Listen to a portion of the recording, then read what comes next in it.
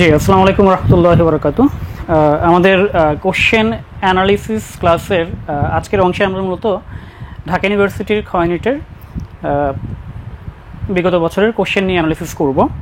তো আজকের ক্লাসে আমি আপনাদের সাথে আছি মোহাম্মদ জহিরুল ইসলাম জহির।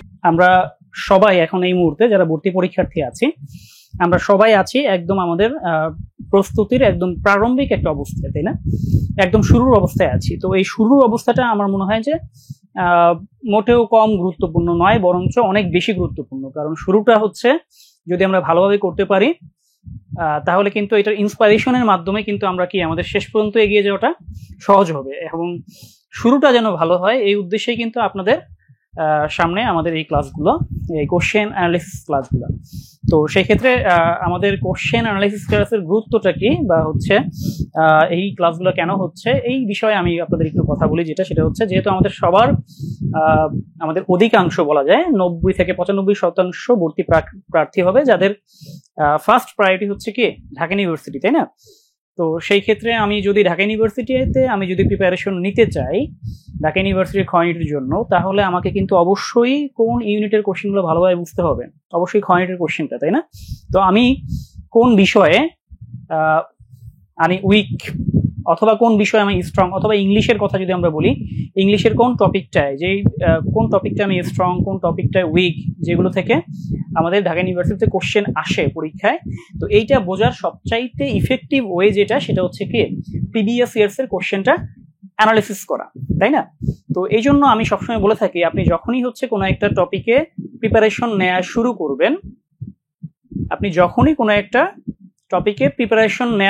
করবেন, আপনাকে যেটা করতে হবে যে আপনার ওই টপিকের প্রিভিয়াস ইয়ার্স এর কোশ্চেনটা দেখতে হবে, ঠিক আছে? আপনি ফার্স্টেই যেটা করবেন সেটা হচ্ছে প্রিভিয়াস ইয়ার্স এর কোশ্চেনগুলো দেখে নেবেন। এটা আপনি শেখার উদ্দেশ্যে না, প্রথমেই শেখার উদ্দেশ্যে দেখার দরকার নাই। জাস্ট যেটা করবেন সেটা হচ্ছে জানার উদ্দেশ্যে কিরকম কোশ্চেন আসতেছে, কোশ্চেনের ভাবগুলা কেমন, কোশ্চেনে কোন টপিক থেকে বেশি আসতেছে, কেমন পেঁচানো কোশ্চেন আসতেছে, আমার আয়ত্তের মধ্যে থেকে কেমন কোশ্চেন আসতেছে, এই ব্যাপারগুলো আমরা একটু বোঝার চেষ্টা করব। কোন টপিক থেকে কোশ্চেন বেশি আসতেছে, কোনটা থেকে একটু কম আসতেছে, কোনটা থেকে আসে না বললেই চলে। কারণ কি আমাকে আসলে বুঝতে হবে প্রিপারেশনের ক্ষেত্রে যে কি কি পড়তে হবে।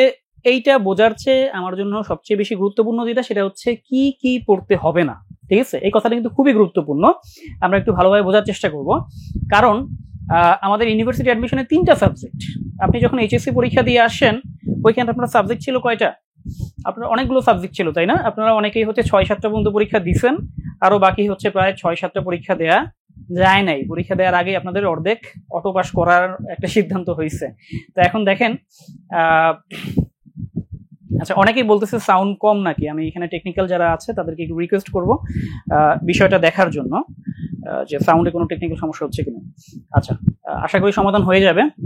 তো আমি যেটা বলতেছিলাম, দেখেন, তো ওইখানে প্রায় 13 থেকে 15টা সাবজেক্ট আমরা পরীক্ষা দিয়ে আসি বা আমাদের ছিল, আর এখানে মাত্র 3টা সাবজেক্ট। তার মানে ব্যাপারটা এরকম মোটেও না, আপনিও বুঝেন যে ওই পরীক্ষার চেয়ে এই পরীক্ষা সহজ, বরঞ্চ ওই পরীক্ষার চেয়ে এই পরীক্ষা অনেক বেশি কঠিন বলেই আমরা জানি। যদিও আসলে অত বেশি কঠিন না, স্ট্র্যাটেজিক্যালি পড়লে, প্ল্যান নিয়ে পড়লে, আপনি সঠিক ওয়েতে আগেলে আসলে এটাও খুব একটা কঠিন না। তো সেই ক্ষেত্রে আপনার যেহেতু আসলে এখানে অনেক কিছু পড়া লাগবে, তো আপনাকে প্রথমেই বুঝতে হবে এই অনেক কিছুর মধ্যে কি গুরুত্ব বেশি দিবেন আর কি গুরুত্ব কম দিবেন, এবং কোনটা আসলে পড়ার দরকার নাই বললেই হয়, এখন আর কোনগুলো নিয়ে আসলে খুব বেশি মাথা ঘামানোর দরকার নাই, ঠিক আছে?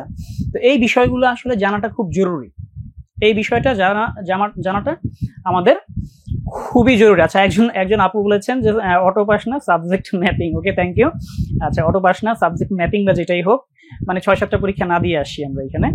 আচ্ছা, তো এইটার জন্যই মূলত কিন্তু আমাদের এই কোশ্চেন অ্যানালিসিস ক্লাসগুলো আপনাদের জন্য। তো আমরা এই কোশ্চেন অ্যানালিসিস অংশে দেখবো যে কোন টপিক থেকে কোশ্চেন বেশি আসে, বা কিরকম বিগত বছরে রিটেনে কিরকম কোশ্চেন ছিল, এমসিকিউতে কেমন কোশ্চেন ছিল। আমরা কিন্তু আজকের এই ক্লাসে অনেক বেশি কিছু শিখে ফেলবো, ব্যাপারটা এরকম না, বাট আমরা আজকে অনেক গুরুত্বপূর্ণ কিছু জানবো।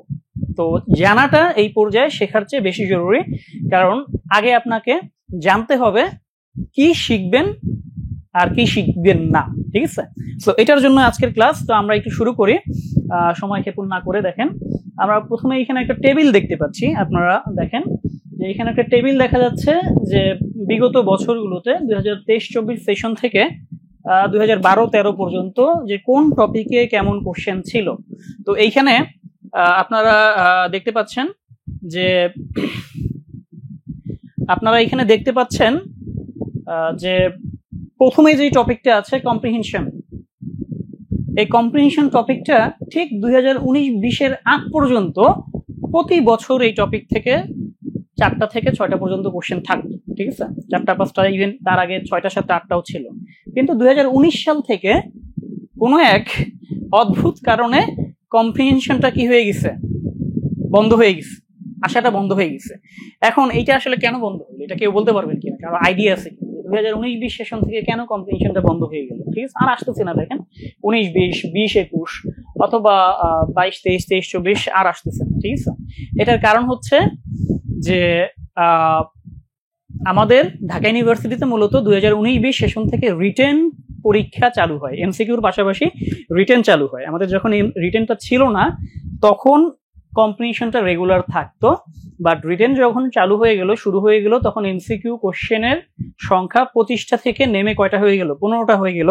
তাহলে আমরা যদি একটা প্যাসেজ পাই, কম্প্রিহেনশন মানে প্যাসেজ, যদি একটা প্যাসেজ দেয় তাহলে প্যাসেজ থেকে যদি 5-6টা কোশ্চেন দিয়ে দেয় তাহলে থাকে আর মাত্র কয়টা, থাকে আর মাত্র 9-10টা কোশ্চেন থাকে বাকি টপিক থেকে দেওয়ার জন্য। তো এই জন্য আসলে আমি তখনও ওই বছর ওই 19-20 সেশনে বলেছিলাম যে রিটেন যেহেতু চালু হয়েছে এই বছর থেকে আর কম্প্রিহেনশন থাকবে না, এবং আসলেই তাই হলো। ওই রিটেন চালু হওয়ার বছর থেকে আর এমসিকিউতে আমরা কোনো কম্প্রিহেনশন পাচ্ছি না, ঠিক আছে। এবং আমি ভালোভাবেই ধারণা করছি যে এইটা আসলে আর থাকবে না, রিটেন যতদিন আছে ততদিন আর এমসিকিউ অংশে কম্প্রিহেনশনটা থাকবে না বলে আমরা ধারণা করতে পারি। তবে অন্যান্য ভার্সিটিতে কিন্তু মাঝে মধ্যে কম্প্রিহেনশন আমরা পাই, ঠিক আছে। বাট আজকে কিন্তু আমরা অ্যানালিসিস করতেছি কি নিয়ে, ঢাকা ইউনিভার্সিটি নিয়ে, তাই না?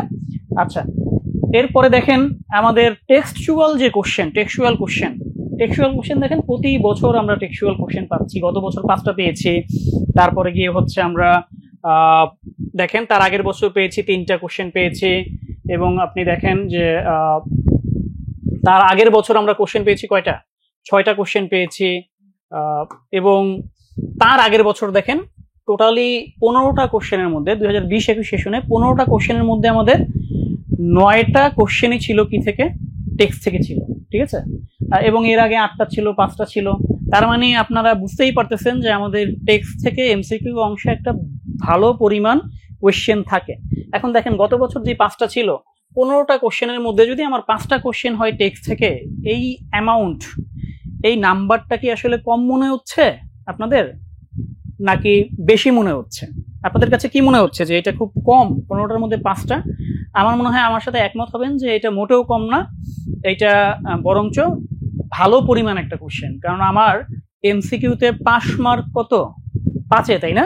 15-র মধ্যে পাস মার্ক হচ্ছে 5-এ।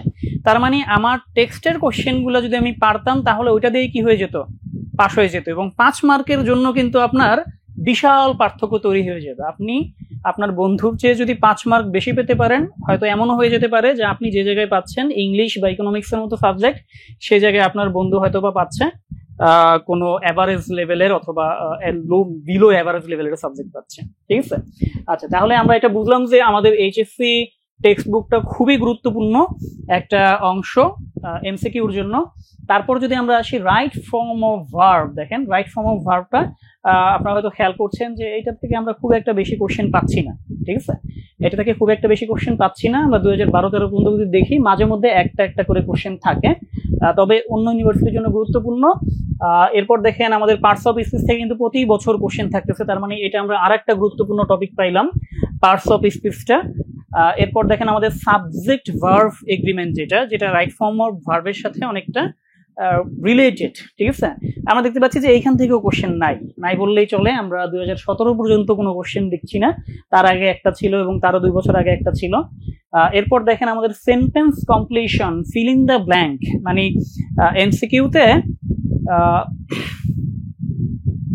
এমসিকিউতে মূলত আমাদের যে হচ্ছে ভোকাবুলারি বেস যে গ্যাপ থাকে, সেই গ্যাপগুলো থেকে যে কোশ্চেন, তো এইটা আমরা দেখতে পাচ্ছি যে এইটাও রেগুলার না, এটা মাঝে মধ্যে থাকে। আমরা লাস্ট 2021 সালে দেখেছি এবং তার আগে 2017 সালে ছিল। এরপরে দেখেন আমাদের সেন্টেন্স কারেকশন থেকেও কিন্তু রেগুলার কোশ্চেন না, মাঝে মধ্যে থাকে। আমরা গত বছর দেখেছি, গত 2 বছর দেখেছি কোশ্চেন। এরপরে দেখেন আমাদের টেন্স রিলেটেড কোশ্চেন কিন্তু আমরা দেখতে পাচ্ছি যে রিসেন্টলি খুব ভালো পরিমাণেই থাকছে। গতবার একটা থাকলো, তার আগের বার 3টা ছিল, তার আগের বার একটা ছিল। রিসেন্ট লাস্ট 3 বছর জুড়ে আসতেছে যেহেতু, তার মানে এটা একটা গুরুত্বপূর্ণ টপিক। তারপর দেখেন কন্ডিশনাল সেন্টেন্স, একটা সময় অনেক আগে মোটামুটি ভালো আসতো, কিন্তু এখন কিন্তু এটা থেকে আসে না বললেই চলে। কনজাংশন যেটা, এটা হচ্ছে খুব একটা রেগুলার না। আমরা যদি এরপরে আরো দেখি, দেখেন অনেকে হয়তো ভাবতেছেন তাহলে তো মোটামুটি দেখা যাচ্ছে ম্যাক্সিমামই হচ্ছে রেগুলার না এই টাইপ একটা ব্যাপার, তাই না? এটার আনসারটা পরে দিচ্ছি যে কেন এমন হচ্ছে। অ্যাফার্মেটিভ এগ্রিমেন্ট, নেগেটিভ এগ্রিমেন্ট দেখতে পাচ্ছেন যে 20-এ একবার আসছে, তার আগে 15-তে আসছে, এর মধ্যে আর কোথাও নাই। তারপর হচ্ছে ভয়েস চেঞ্জের ব্যাপারটা দেখেন, আমরা গত 2 বছর এখান থেকে কোনো কোশ্চেন পাইনি, বাট তার আগে কিন্তু রেগুলার ছিল। ভয়েস চেঞ্জের যে বিষয়টা, এটা তার আগে একদম রেগুলার, সো এটাকে আমরা গুরুত্ব অবশ্যই দিব। তারপর ন্যারেশনের বিষয়টাও আমরা গত বছর না পেলেও তার আগে রেগুলার ছিল, সো এটা তো গুরুত্ব দেওয়ার বিষয় আছে। এরপর ট্রান্সফরমেশন মোটামুটি বলতে পারি গত 3 বছর এখান থেকে কোশ্চেন ছিল না, বাট তার আগে মাঝে মধ্যে ছিল, খুব একটা বেশি না। ডিগ্রি একটা সময় অনেক বেশি গুরুত্বপূর্ণ টপিক ছিল, বাট আমরা দেখতে পাচ্ছি 18-19-এর পর থেকে, দেখেন 18-19-এর পর থেকে এই টপিকে আর তেমন কোশ্চেন নাই।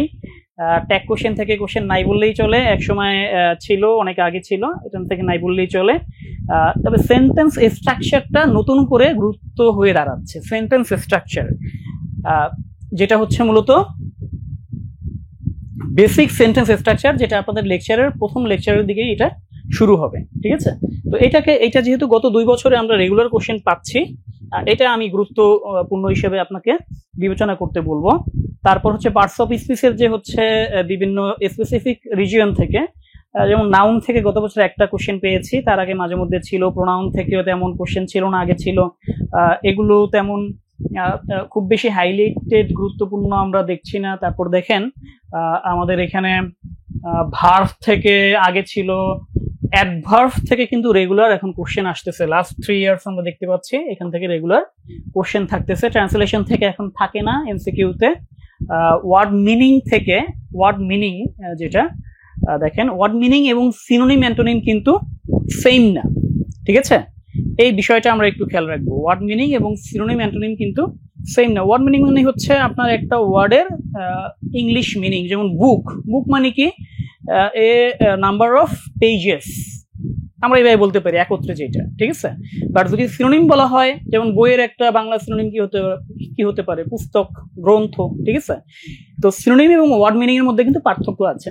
এই জন্য ওয়ার্ড মিনিং আপনার খুব একটা আসতেছে না দেখে আপনারা ভাববেন না যে সিনোনিম অ্যান্টোনিম ভোকাবুলারি আমাদের লাগবে না, ঠিক আছে?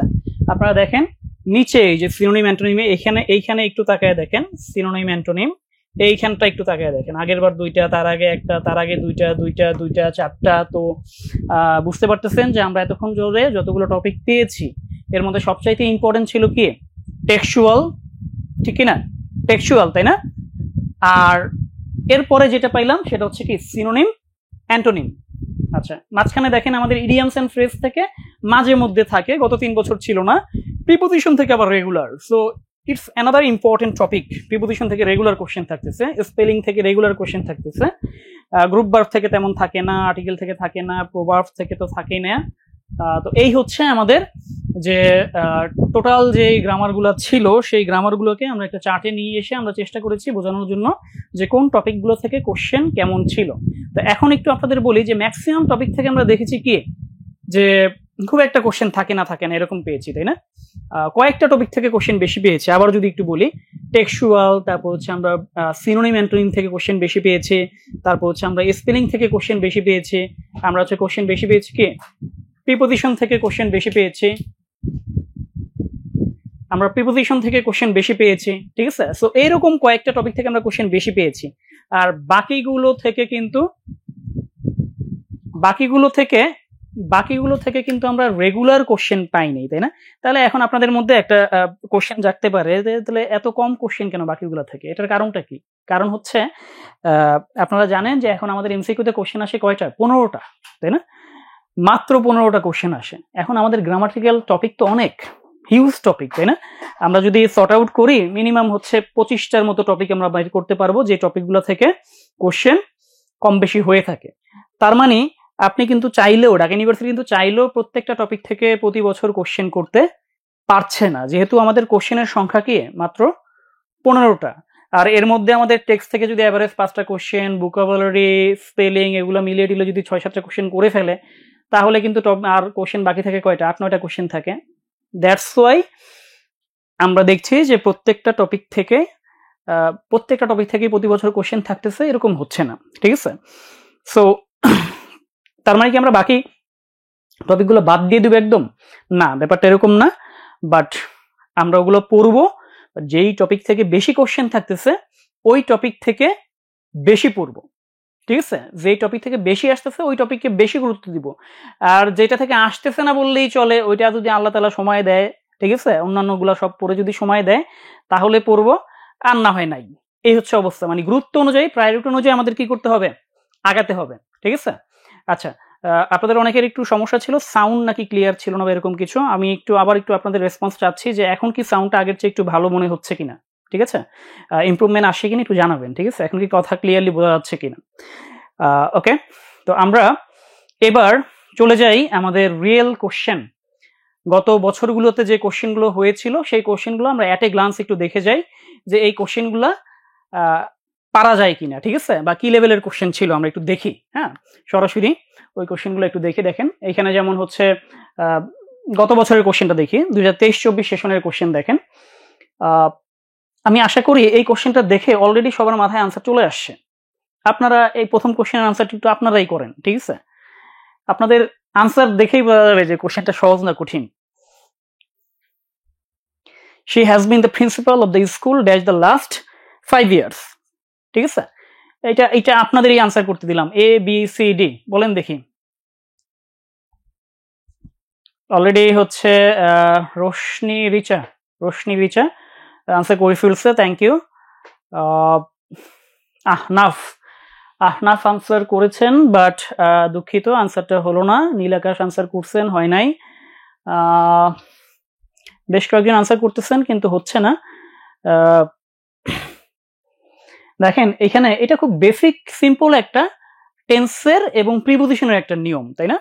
এটা প্রেজেন্ট পারফেক্ট টেন্সে আমরা জানি ফর এবং সিন্সের একটা ব্যাপার আছে। ফরের পরে মোট সময় হয় 5 বছর, 10 বছর, নাকি 10 ঘন্টা, 12 ঘন্টা, এই মোট সময়টা হয়। আর সিন্সের পরে হয় কখন থেকে শুরু হয়েছে সেই সময়টা। তাহলে এখানে দেখেন লাস্ট 5 ইয়ার্স, এই জায়গাটায় যেটা আছে সেটা হচ্ছে এটা মোট সময়, টোটাল টাইম। তা টোটাল টাইম থাকলে সাধারণত টোটাল টাইমের আগে আমরা কি দেই? ফর দেই, ঠিক আছে? আর যদি 5 ইয়ার্স না বলে 5 ইয়ার্স আগে হচ্ছে 2019 সাল ছিল সেটা যদি বলতো, তাহলে আমরা সেটাতে কি দিতাম? সিন্স দিতাম, সিন্স 2019। যেমন আমরা যদি বলি আমরা বাংলাদেশ 1971 সাল থেকে স্বাধীন, তাহলে কি হবে? সিন্স 1971। আর যদি আপনি বলেন যোগ বিয়োগ করে টোটাল টাইমটা, যে আমরা হচ্ছে 53 বছর ধরে স্বাধীন, তখন কি হবে? ফর হবে, ঠিক আছে? হয়তো অনেকের আগে থেকে প্র্যাকটিস বা অনেকদিন ধরে প্র্যাকটিস নেই, এই জন্য মনে হয় ভুল হয়েছে, বাট অনেকের হয়েছে, ম্যাক্সিমামের হয়েছে, আলহামদুলিল্লাহ। যাদের হয়েছে তাদের সবাইকে ধন্যবাদ। আচ্ছা, এরপরে আমরা নেক্সট কোশ্চেনে যদি একটু যাই, দেখেন 2 নম্বর কোশ্চেনটা কি ছিল? How many times dash you win abroad, যে how many times dash you win abroad. তো এইটা কি কঠিন কোশ্চেন মনে হয়? দেখেন এই যে এই জায়গায় বিন আছে, বিন মানে কি? B3। এখন B3 থাকলে তার আগে কি ডিড দেওয়া সম্ভব, ওয়ার দেওয়া সম্ভব? দেখেন, হ্যাঁ, এখানে কিন্তু বোঝাই যায় যে আমার এখানে একটা কি লাগবে? হ্যাভ ভার্ব লাগবে, ঠিক আছে? তাহলে এখানে হ্যাভ দিব না হ্যাড দিব, ঠিক আছে? How many times dash you been abroad এর মানে হচ্ছে তুমি কতবার বিদেশে গিয়েছিলে। যখন এরকম বোঝায় যে কতবার বা কখনো গিয়েছো কিনা, এই জাতীয় সেন্টেন্স স্ট্রাকচারের গুলোতে সাধারণত কি বসে? হ্যাভ বিন বসে, ঠিক আছে? তো সেই হিসাবে এটার আনসার হবে হচ্ছে have. How many times have you been abroad. Okay, আমি ডিটেলস আলোচনায় যাচ্ছি না, কারণ আমরা আসলে আজকে খুব বেশি শিখবো না, আমরা জানবো, কোশ্চেনগুলো দেখবো যে কিরকম কোশ্চেন থাকে মূলত। আচ্ছা, এরপর দেখেন 3 নম্বরে গিয়ে আমাদের কোশ্চেন ছিল কি? এটা ছিল আমাদের টেক্সট থেকে কোশ্চেন ছিল, বাট এটা আমাদের পুরনো টেক্সট থেকে ছিল। আমাদের পুরনো টেক্সটে মানে আগের ভার্সনে একটা গল্প ছিল, লাঞ্ছন নামে একটা গল্প ছিল, সেই গল্পের একটা লাইন থেকে এই কোশ্চেনটা ছিল। তো এখানে আনসার ছিল হচ্ছে for myself I choose the cheapest dish on the menu. আমার জন্য আমি সবচাইতে কম দামি যেই খাবারটা সেটা সিলেক্ট করেছিলাম on the menu, and that was A mutton chop, এবং সেটা ছিল কি একটা মাটন চপ ছিল। এখানে যেহেতু কনজাংশন দিতে হবে, কনজাংশন দিয়ে তারপর একটা সাবজেক্ট দেওয়া লাগবে, সাবজেক্টটা হচ্ছে কি দ্যাট, ঠিক আছে, দ্যাট দিয়ে বাকি সেন্টেন্সটা। আর যদি আমি এইটা দেই তাহলে এই যে ভার্বটা চলে আসে উইদাউট এনি সাবজেক্ট থাকতেছে না, এইটা দিলে কোনো কনজাংশন থাকতেছে না, আর এটা দিলে কনজাংশন থাকলে সাবজেক্ট থাকে না, ঠিক আছে, আবার সাবজেক্ট ধরলে এটাকে কনজাংশন থাকে না, এই সমস্যাটা হচ্ছে। আচ্ছা, দ্যাট মিনস এটা গ্রামার, এটা হচ্ছে যদিও টেক্সট থেকে ছিল তারপরও আমাদের গ্রামারের সেন্টেন্স স্ট্রাকচার যেটা ওই যে আমরা দেখেছিলাম সেন্টেন্স স্ট্রাকচার থেকে আসে, সেন্টেন্স স্ট্রাকচারের বেসিক্স গুলো জানলে, ক্লোজ মার্কার গুলোর ব্যবহার জানলে, কনজাংশনের ব্যবহার জানলে এটা এমনি তো পারা যায়, ঠিক আছে। আচ্ছা, এরপর দেখেন এটা হুবহু টেক্সট থেকে, আপনাদের টেক্সটের 16 নম্বর পেজ থেকে যদি আমি ভুল না করে থাকি, টু উইমেন একটা অধ্যায় আছে, আপনাদের নিশ্চয়ই মনে আছে, ভ্যালেন্টিনা তেরেস্কোভার রিলেটেড যে অধ্যায়টা, সেই অধ্যায়ের এক্সারসাইজ অংশ থেকে ট্রু ফলস এর অংশ থেকে দেখেন, ট্রু ফলস এর অংশ থেকে এখানে কোশ্চেনটা করা হয়েছে, হুবহু এখান থেকে নেওয়া হয়েছে। She was selected from dash 400 competitors. আমরা জানি যে একের বেশির মধ্যে যখন বোঝায় তখন সেটা কি হয়, অ্যামাং হয়, তাই না? সো আমার মনে হয় এই নিয়মটা আমরা সবাই জানি যে দুইয়ের মধ্যে হলে বিটুইন হয়, সরি আমি একের মধ্যে বলেছিলাম, দুইয়ের মধ্যে হলে বিটুইন হয়, আর দুইয়ের বেশির মধ্যে হলে কি হয়, অ্যামাং হয়। তো এটা খুব সিম্পল একটা নিয়ম থেকে আসছে, কিন্তু আমি আশা করি এই যে কোশ্চেন এইটা আপনাদের পারার মতো কোশ্চেন। তারপরে দেখেন এটা আর একটা কোশ্চেন যেটা হুবহু টেক্সট থেকে নেওয়া হয়েছে। আপনারা নিশ্চয়ই জাঙ্ক ফুড রিলেটেড একটা অধ্যায় আছে কিনা আপনারা বলেন দেখি, আপনাদের টেক্সটে জাঙ্ক ফুড রিলেটেড একটা অধ্যায় আছে না? তো ওই অধ্যায়ের নিচে যে কোশ্চেন গুলো থাকে 4-5টা এক্সারসাইজে যে কোশ্চেন থাকে, ওই কোশ্চেন থেকে কোশ্চেন করছে, দেখেন ওই কোশ্চেন থেকে কোশ্চেন করছে, মেবি 42-43 নম্বর পেজে মনে হয় ছিল এটা। How does junk food dash from fast food. তাহলে এখানে দেখেন আমার কোশ্চেন করছে ইন্টারগেটিভ সেন্টেন্স, এখানে ডাজ আছে, তাহলে আমার এখানে একটা কি লাগবে, ভার্বের বেস ফর্ম লাগবে, সেটা হচ্ছে কি, ভার্বের বেস ফর্ম হচ্ছে ডিফার। ওকে, এরপর দেখেন 6 নম্বর কোশ্চেন, এই যে দেখেন সিনোনিম যেটা অ্যানিমোজিটি মানে কি, শত্রুতা, তাই না? অ্যানিমোজিটি মানে যদি শত্রুতা হয় তাহলে এটা সিনোনিম কি হবে, এনিমিটি। ওকে, এরপরে দেখেন আমাদের পরের কোশ্চেন যেটা, এটা কিন্তু আবারও সেই ওই যে ফুড রিলেটেড যেটা জাঙ্ক ফুড রিলেটেড যেই অধ্যায়, সেই অধ্যায়ের থেকেই আবারও ওই অধ্যায়ের এক্সারসাইজের কোশ্চেন থেকে কোশ্চেন তুলে দিয়েছে। দেখেন যে how does the food effect Purnima's lifestyle, ঠিক আছে। সো এই যে এক্সারসাইজ থেকে কোশ্চেন তুলে দেওয়ার যে স্বভাবটা ঢাকা ইউনিভার্সিটির, এটা কিন্তু নতুন কোনো বিষয় না, এটা ঢাকা ইউনিভার্সিটি প্রায় এই কাজটা করে, ঠিক আছে। তো আমরা আসলে এই ধরনের কোশ্চেনগুলা পারবো কিনা, ঠিক আছে, বা এটা কিভাবে পারবো, এটার জন্য কি টেক্সটটা আমাকে মুখস্থ করতে হবে, টেক্সট এক্সারসাইজের কোশ্চেন সহ? আমি বলবো যে মোটেও না, ঠিক আছে। কারণ এই কোশ্চেন পারার জন্য আপনার সাধারণ গ্রামাটিক্যাল সেন্স থাকলেই পারা যায়। এখানে কোশ্চেন করছে কোনটা কারেক্ট, তাহলে আমরা জানি ইন্টারগেটিভ সেন্টেন্সের ক্ষেত্রে অক্সিলারি আগে হয়, তাই না? তো অক্সিলারি আগে হলে সাবজেক্টের পরে, এটা সাবজেক্ট, আমার সাবজেক্টের পরে ভার্বের বেস ফর্ম হবে। Okay fine, how does the food effect, ঠিক আছে। এখন এইখানে যেটা হয়েছে সমস্যাটা, ডব্লিউএস এর পরে আমার এখানে অক্সিলারি দরকার ছিল, যেটা নাই। এখানে অক্সিলারি আছে, আবার এখানে কি আছে, ভার্বের বেস ফর্ম আছে, ওয়াজ। এই ওয়াজ আর এফেক্ট দুইটাই যদি ফাইনাইট ভার্ব হয় তাহলে সেন্টেন্স কিন্তু হবে না। আই এম গো এটা বললে কি হয়, অথবা আই ওয়াজ গো, দেখেন আই ওয়াজ গো বললে তো হবে না, তাই না? তো এটা তো দুইটা কি হয়ে গেছে, ফাইনাইট ভার্ব হয়ে গেছে, কাজে এটা আমরা নিব না।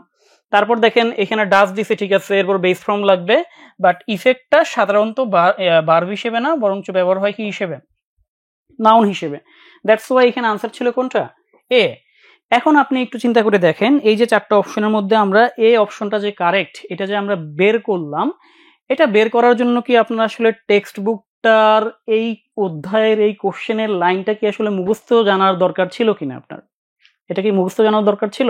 আমার মনে হয় যে আপনারা বলবেন যে এটা মুখস্থের কোনো দরকার নাই, আমার গ্রামাটিক্যাল সেন্স যদি জানা থাকে তাহলে আমি এমনিতেই পারবো, ঠিক আছে। আচ্ছা, এরপর দেখেন কোশ্চেন নাম্বার 8 যেটা, এটা কোশ্চেন করা হয়েছিল যে এটা নিচের কোনটা হচ্ছে আসলে মূলত অ্যাডভার্ব, কারেক্ট অ্যাডভার্ব। তো অ্যাডভার্ব তো এলওয়াই দেখলে খুব সহজে চেনা যায়, প্রিটিলি যেটা, এটাও আশা করি আপনাদের জন্য সহজ কোশ্চেন ছিল। এরপর 9 নম্বরে কারেক্ট সেন্টেন্স চুজ করতে বলেছে। এখানে cycling is a good exercise, যদিও আসলে এক্সারসাইজ শব্দটা আনকাউন্টেবল, এর আগে আর্টিকেল আসলে বসানো ঠিক না, সেই হিসাবে এইটা ঠিক হয়, ইজ গুড এক্সারসাইজ ঠিক হয়।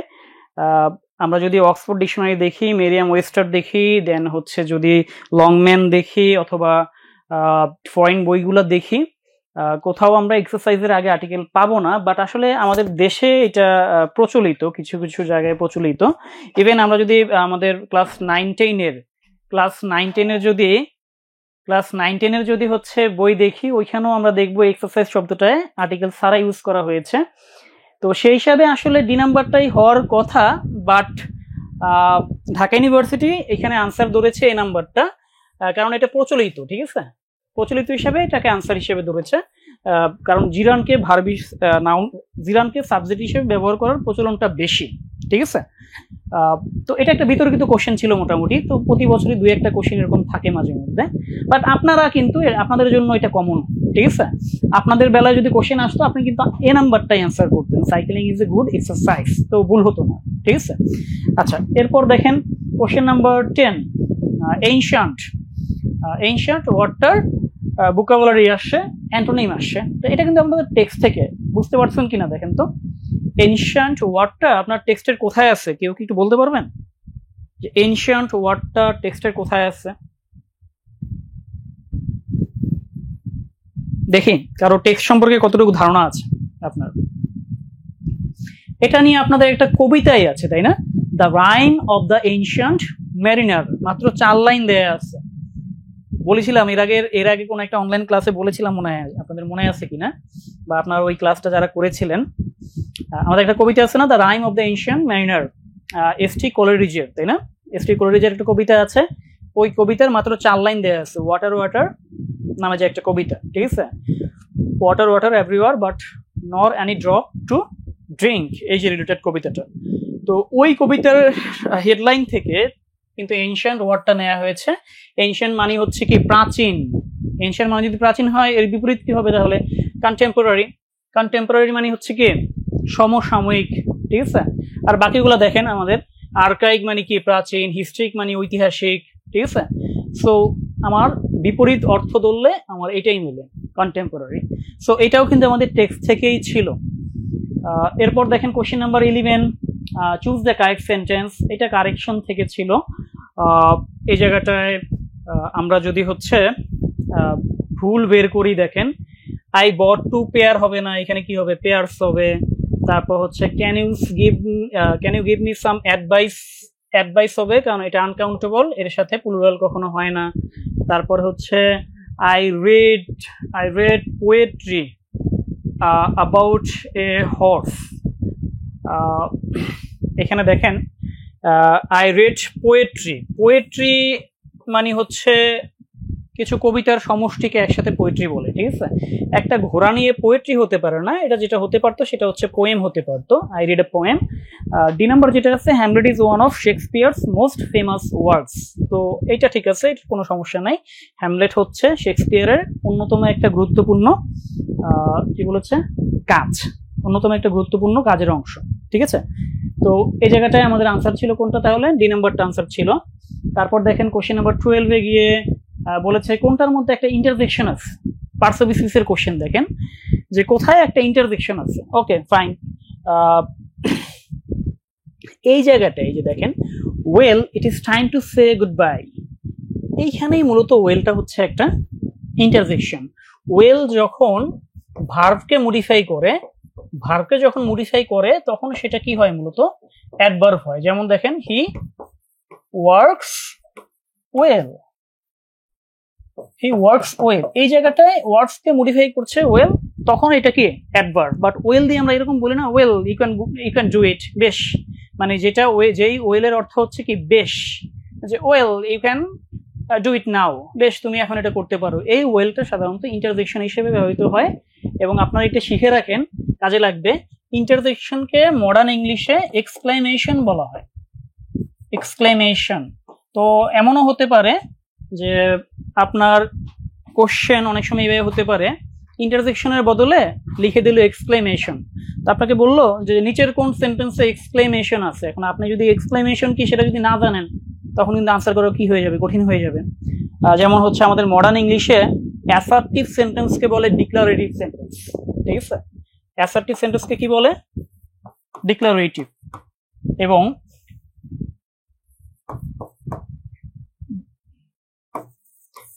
মূলত এটা অ্যাসার্টিভকে বলে। এবং এই ডিক্লারেটিভ রিলেটেড কোশ্চেন কিন্তু গত 2 বার আসছে অপশনে, আমাদের অ্যাসার্টিভের বদলে ডিক্লারেটিভ ছিল। দ্যাটস ওয়াই এই টার্মগুলো আমাদের জানা থাকা দরকার।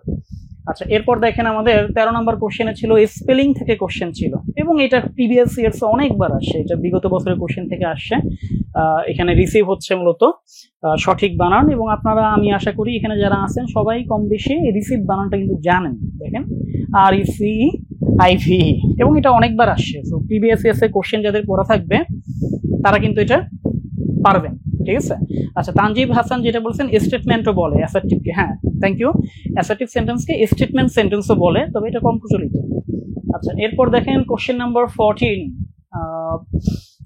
এখানে কোশ্চেন করছে যে identify the type of sentence in my opinion, মানে এটা কোন ধরনের sentence? In my opinion Romeo and Juliet by William Shakespeare is a great play. এটা কোন ধরনের সেন্টেন্স? ওই যে দেখেন একটু আগে যেটা বলেছি, দেখেন বলতেছে ইম্পারেটিভ, ডিক্লারেটিভ, নাকি ইন্টারোগেটিভ, নাকি এক্সক্লামেটরি। এখন আপনারাই অ্যান্সার করেন দেখি, আপনাদের টাইম দিলাম। এই চারটার মধ্যে কোনটা বলেন? ভুল হওয়ার কোনো কারণ নেই আশা করি। In my opinion Romeo and Juliet by William Shakespeare is a great play, এটা কি হবে?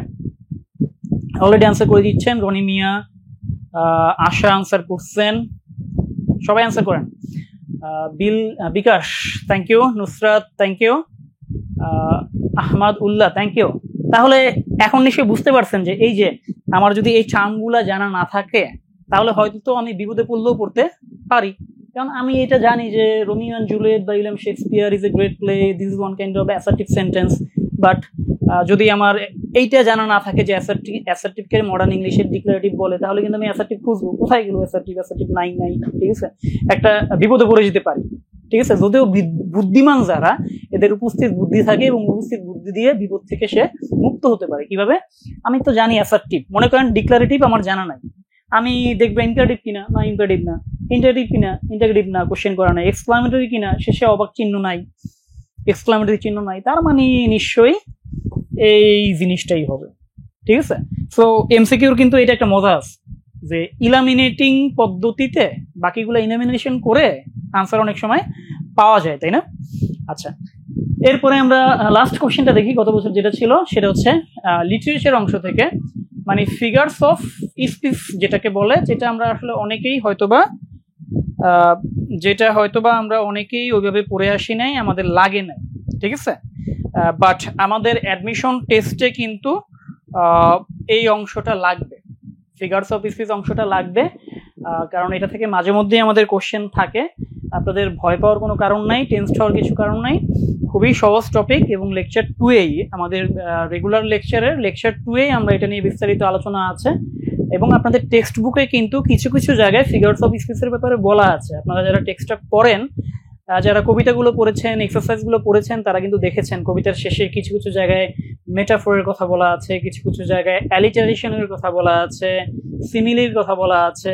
মানে ওই যে আমরা বাংলা কবিতা পড়তে গিয়ে বলি না যে উপমা ব্যবহার করেছে এখানে কবি রূপক ব্যবহার করেছে, এখানে কবি চিত্রকল্প ব্যবহার করেছে। এই যে টার্মগুলাকে ইংলিশে বিভিন্ন নামে ডাকা হয়, সিমিলি, পার্সনিফিকেশন, মেটাফোর, ঠিক আছে? এরকম। তো এই টপিক থেকে একটা কোশ্চেন ছিল, এখানে কোশ্চেনটা ছিল identify the figure of speech in এই যে a terrible beauty is born, এটা কোন ফিগার অফ স্পিচ? তো এখানে জাস্ট আমরা এইটা শিখি, ঠিক আছে? আমি এরকম 14 থেকে 15টা আছে, শিখলেই হবে। আজকে জাস্ট এইটা আমরা একটু বুঝি। এটার আনসার ছিল অক্সিমরন। অক্সিমরন মূলত কখন হয়, ঠিক আছে? যখন আমরা দেখবো যে পাশাপাশি, দেখেন পাশাপাশি দুইটি বিপরীতার্থক শব্দ, পাশাপাশি দুইটি বিপরীতার্থক শব্দ বসলে ওইটাকেই বলে অক্সিমরন, ঠিক আছে? তাহলে দুইটা বিপরীত শব্দ কোন দুইটা বলেন দেখি? এই যে টেরিবল, টেরিবল মানে হচ্ছে ভয়ঙ্কর, তাই না? আর বিউটি মানে কি? বিউটি মানে হচ্ছে সৌন্দর্য। তাহলে ভয়ঙ্কর যেটা, এটা কিভাবে সুন্দর হয়? একটু বিপরীত না, ঠিক আছে? ভয়ঙ্কর সুন্দর। তো এই যে বিপরীত ধারণা, এটাকেই মূলত কি বলে?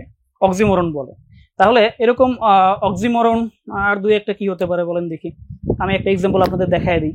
যেমন দেখেন, আমরা যদি বলি, কখনো যদি এরকম বলি, দেখেন হট আইস, দেখেন তো এটা অক্সিমরন হতে পারে কিনা? হট আইস বিপরীতার্থক ধারণা না এটা? হট মানে কি? গরম। আইস মানে হচ্ছে, আইস মানে কি ঠান্ডা? না, এক্স্যাক্টলি ঠান্ডা না, বাট আইস মানে হচ্ছে বরফ, যেটা আসলে কি ঠান্ডা। তার মানে এটাও কি হবে?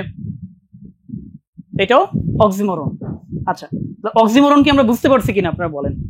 আচ্ছা, আপনারা বুঝতে পারছেন কিনা এটা আমি একটু আপনাদের কাছ থেকে বুঝি। আপনারা দেখি প্রত্যেকে একটা করে অক্সিমরনের এক্সাম্পল তৈরি করেন তো, ঠিক আছে? বা জানা থাকলে সেটা একটু কমেন্টে জানান, ঠিক আছে? অক্সিমরনের একটা করে এক্সাম্পল জানান। আমি আরেকটা এক্সাম্পল আপনাদের সুবিধার্থে দিয়ে দিই। যেমন দেখেন, আমি যদি হচ্ছে একটা সেন্টেন্স আপনাদের দেখাই, যেমন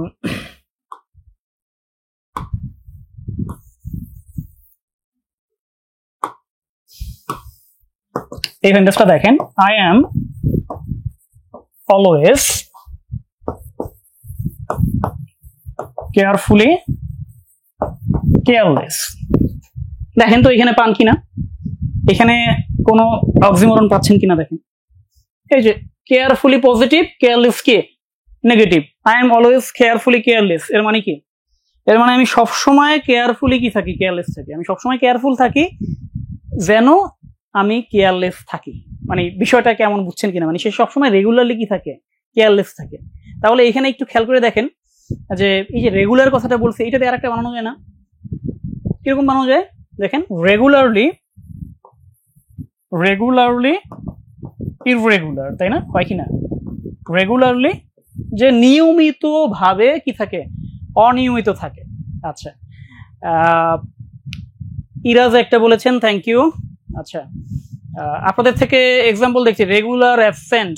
রেগুলার অ্যাবসেন্ট হ্যাঁ হতে পারে, রেগুলার অ্যাবসেন্ট। রেগুলার অ্যাবসেন্ট হবে না, রেগুলারলি অ্যাবসেন্ট হবে।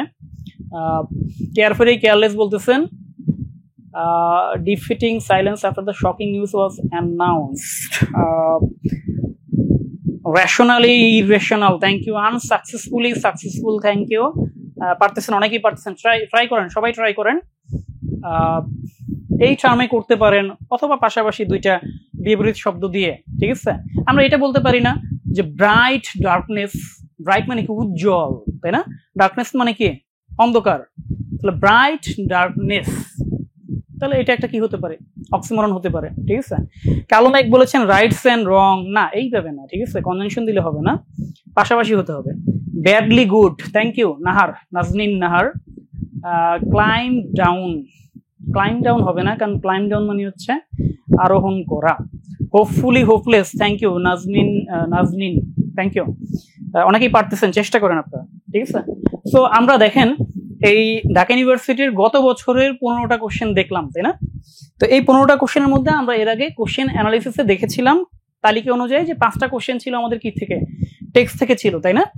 তো হিসাবে 6টা কোশ্চেন, যদি আমরা পুরাতন টেক্সট সহ ধরি তাহলে 6টা হয়, এটা বাদ দিলে কয়টা হয়? 5টা হয়।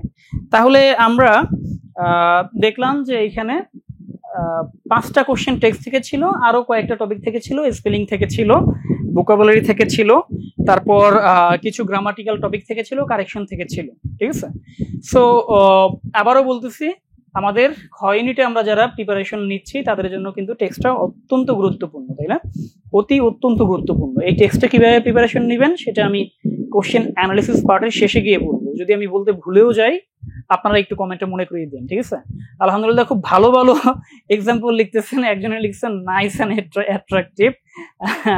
আচ্ছা, নাইস অ্যান্ড অ্যাট্রাকটিভ এর যুগ চলতেছে এখন, আসলে ফেসবুকে গেলে এটাই আসে, নাইস অ্যান্ড অ্যাট্রাকটিভ। হয়তো ওই চিন্তা আপনার মাথায় ঢুকে আছে, এই জন্য এখানেও এটা দিয়ে দিচ্ছেন। কিন্তু নাইস অ্যান্ড অ্যাট্রাকটিভ এটা কি আসলে অক্সিমরন হবে বলেন?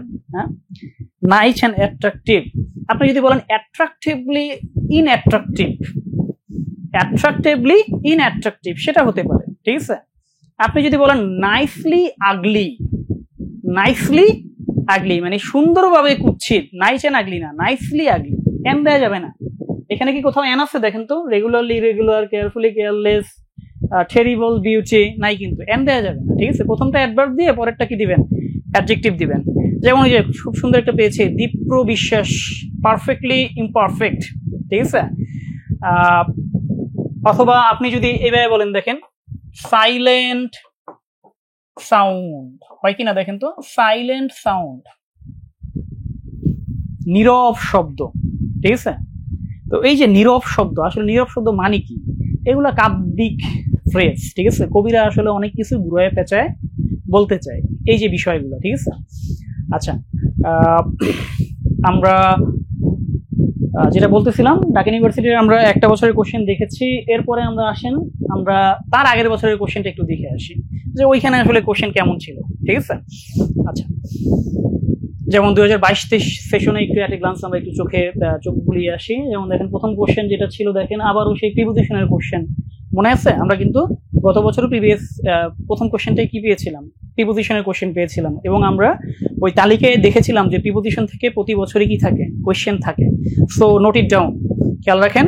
তার মানে আপনাকে প্রিপোজিশনটা খুব ভালোভাবে আয়ত্ত করতে হবে, এবং প্রিপোজিশন খুব ভালোভাবে আয়ত্ত করতে গেলে অ্যাপ্রোপ্রিয়েট প্রিপোজিশন মাস্ট আপনাকে পড়তেই হবে। আপনার কাছে যেই গ্রামার বইটা আছে সেটা থেকে পড়ে ফেলেন, রেগুলার ক্লাস শুরু হওয়ার আগেই পড়ে ফেলেন। ঠিক আছে, আগামী 7 দিন 8 দিনের মধ্যে শেষ করে ফেলেন।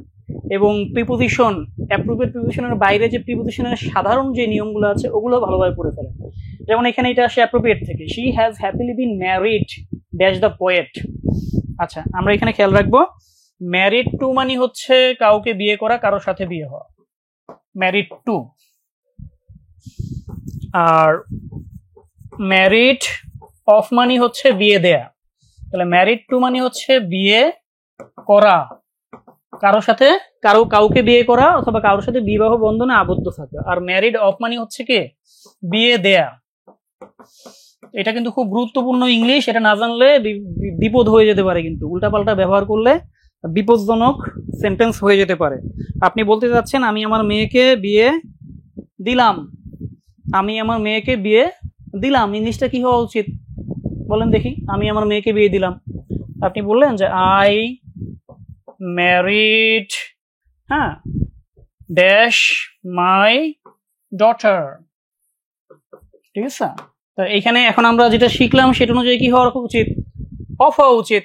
কিন্তু আপনার যদি এই ধারণা না থাকে, এই নলেজ যদি না থাকে, এবং আপনি যদি এখানে নাউজুবিল্লাহ টু দিয়ে দেন, বিশাল অন্যায় হয়ে যাবে, কিন্তু বড় অন্যায়। ঠিক আছে, সো এইটা ভালোভাবে শিখতে হবে, ভালোভাবে মাথায় রাখতে হবে, এবং এটা খুবই গুরুত্বপূর্ণ। বেশ কয়েকবার কিন্তু আমাদের বিভিন্ন ইউনিভার্সিটিতে আসছে, ঢাকা ইউনিভার্সিটি সহ বিভিন্ন ইউনিভার্সিটিতে বিভিন্নবার বেশ কয়েকবার আসছে, আমরা খেয়াল রাখবো। তাহলে এখানে আনসার কি ছিল? She has happily been married to the poet, মানে সে কবির সাথে খুব সুখে শান্তিতে বিবাহ বন্ধনে ছিল ফর দ্য লাস্ট 10 years, গত 10 বছর যাবত। ওকে, 2 নম্বর কোশ্চেনে আসি। দেখেন এখানে যেটা ছিল, it of the first time that, sequence of টেন্সের কোশ্চেন। দেখেন আমাদের সিকোয়েন্স অফ টেন্সের নিয়ম হচ্ছে, প্রথমে পাস্ট থাকলে, প্রথমে যদি পাস্ট ইনডিফিনিট থাকে, এর পরের ক্লোজটা হবে পাস্ট পারফেক্ট। খুব সহজ একটা নিয়ম, ক্লাসে ফোকাসের লেকচারে আছে এবং ক্লাসে খুব গুরুত্ব দিয়ে পড়ানো হয়। সেই হিসাবে আনসার হচ্ছে কি? I had red. ঠিক আছে, আচ্ছা, এরপর দেখেন নেক্সট কোশ্চেন, যেটা question number 3, the accident not only dash his leg but also dash his Joints. এটাও কিন্তু টেন্স থেকেই আসছে, এবং ভার্ব বলতে পারি আমরা। তো এই জায়গাটায় খেয়াল করে দেখেন, এটা সিকোয়েন্স অফ টেন্সের কথা আমরা বলা যায়। দ্য অ্যাক্সিডেন্ট নট অনলি, আমরা এখানে ব্রেকস যদি দড়ি হয় কিনা, দ্য অ্যাক্সিডেন্ট যেহেতু